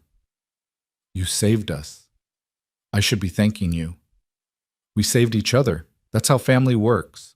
Natalie tilted her face up, studying this man who'd become her partner, her children's father, her unexpected salvation. "Ethan Cole, I love you. Took you long enough to say it. I'm slow sometimes, but I'm sure. I love you. I love our life. I love what we've built from something terrible. I love you too. Have for months. Probably fell in love the moment you believed me without question and chose your kids instantly. That's when I knew you were extraordinary. I'm really not. You really are. He kissed her then, soft and sure and filled with promise. Their first real kiss without fear or hesitation, without worry that they were moving too fast or confusing the children. Their first kiss as committed partners building something permanent. When they broke apart, Natalie rested her forehead against his. Think we'll make it, long term? I think we've survived worse than normal relationship challenges. I think we communicate and work together and put the kids first. I think we have better odds than most. That's not very romantic. You want romantic? Fine. I think you're the love of my life. I think we were supposed to find each other exactly when we did. I think we'll grow old together watching our kids become amazing adults. I think we'll have grandchildren someday who will call me grandpa and drive us crazy in the best ways. I think this is forever. That's better. They sat under stars surrounded by the sounds of home, pool filter humming, wind chimes from Ava's craft project tinkling, the house settling into comfortable night sounds. Inside, 3 children slept peacefully, protected and loved.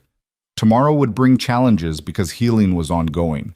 But tomorrow would also bring small joys, Mason's soccer practice, Claire's orchestra rehearsal, Ava's art class, normal life, extraordinary only in its ordinariness. You know what I realized today? Natalie said softly. Daniel tried to destroy us. He tried to break my children, to make them believe they were worthless and unwanted. And instead, his cruelty led us to you, led us to healing, led us to becoming stronger. He meant to cause damage, and instead he accidentally brought us the person who'd help us rebuild. I don't think it was an accident. I think the universe has a way of balancing scales. You believe that? I have to. Otherwise, losing Rebecca and Emily was meaningless suffering. But if their deaths led me here, to saving your children, to becoming part of this family, then maybe there's purpose in pain. Maybe tragedy can transform into something beautiful if we let it. That's a lot of faith. Yeah, but look at us. Broken people who found each other and built something whole. If that's not proof of possibility, I don't know what is. Natalie thought about the journey that had brought them here, the trauma and terror, the legal battles and sleepless nights, the therapy sessions and hard conversations. She thought about her children's resilience, their capacity to trust again despite betrayal. She thought about Ethan's courage in opening his heart after devastating loss. She thought about her own growth from absent workaholic to present mother. We're going to be okay, she said, and for the first time in years she believed it completely. Better than okay. We're going to be happy. Happy sounds nice. Happy sounds perfect. Months turned into years. Claire graduated high school with honors and a full scholarship to Juilliard. Mason became an engineer using skills Ethan had taught him in that garage workshop. Ava pursued art, her work displayed in galleries, still drawing families with love evident in every line. They all returned home regularly, filling the house with laughter and arguments and the comfortable chaos of family. Claire brought boyfriends for Ethan's approval. Mason called for advice on job offers and apartments. Ava came home with paint in her hair and wild stories about the art world. And through it all, Natalie and Ethan remained the foundation. Not perfect, they argued about finances and parenting approaches and whose turn it was to clean the garage, but solid, committed, choosing each other daily. On their wedding day, a small ceremony in the backyard 5 years after the adoption, Claire gave a toast that left everyone in tears. Most people don't get to choose their family, she said, glass raised. Biology decides, and you make the best of it. But we got to choose. Mom chose us by fighting for us when we needed her most. Ethan chose us by staying when he could have walked away. And we chose them right back. We chose to heal together, to build something new from something broken, to become the family we all needed. That's what today celebrates. Not just mom and dad getting married, but all of us choosing each other, again and permanently. To family, biological, chosen, and everything in between. To family, everyone echoed. Daniel's name came up occasionally over the years, usually when one of the children had a breakthrough in therapy or needed to process old pain. He'd remarried, reportedly to a woman without children, He'd stayed in therapy, gotten sober, sent occasional letters that remained unopened. The children could choose to contact him when they became adults, but none ever did. Some doors, once closed, should stay that way. The house eventually sold when Natalie and Ethan downsized after the children moved out, but memories stayed vivid, both dark and light, trauma and healing coexisting in complicated tapestry. That was life. That was survival. That was the human experience distilled. On the evening of Ava's art gallery opening 20 years after that terrible day, the family gathered to celebrate her success. Ava's installation piece, a massive sculpture titled Broken Made Beautiful, dominated the gallery. She'd created it from shattered glass and twisted metal, reformed into something stunning and whole. "It's about our family," she explained during her artist talk, "about how trauma breaks us, but healing can reshape those broken pieces into something new, something stronger. My family was shattered, but we rebuilt. We took broken parts and created something beautiful. That's what this piece represents." Natalie stood between Claire and Mason, Ethan's arm around her shoulders, and felt the decades between that dark moment and this bright one. She thought about the CEO she'd been, powerful but blind, successful but failing at what mattered most. She thought about the mother she'd become, present and imperfect, choosing her children daily. She thought about coming home 3 hours early, guided by instinct she couldn't name. About Ethan's courage in documenting abuse and his willingness to show her truth. About her children's resilience and capacity for healing. About the family they'd built from wreckage.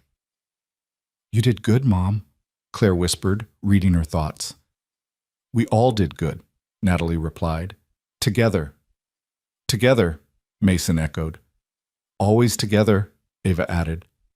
And Ethan, her partner, and the father her children chose, pulled them all closer and said what he'd been saying for 20 years. "I love you, all of you, so much." Some endings are really beginnings. Some breaks lead to better building. Some trauma transforms into strength. Not easily, not painlessly, but possibly.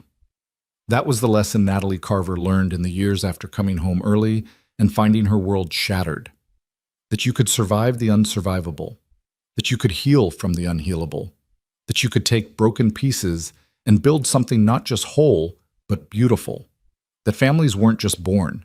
They were chosen, fought for, protected fiercely. They were built one difficult day at a time, one brave choice at a time, one moment of choosing love over fear at a time. And standing in that art gallery, surrounded by her children and the man who'd saved them all, Natalie felt complete. Not perfect, not undamaged, but whole in the ways that mattered. Healed enough to love, brave enough to trust, strong enough to choose joy despite knowing intimately how much life could hurt. That was enough. More than enough. That was everything.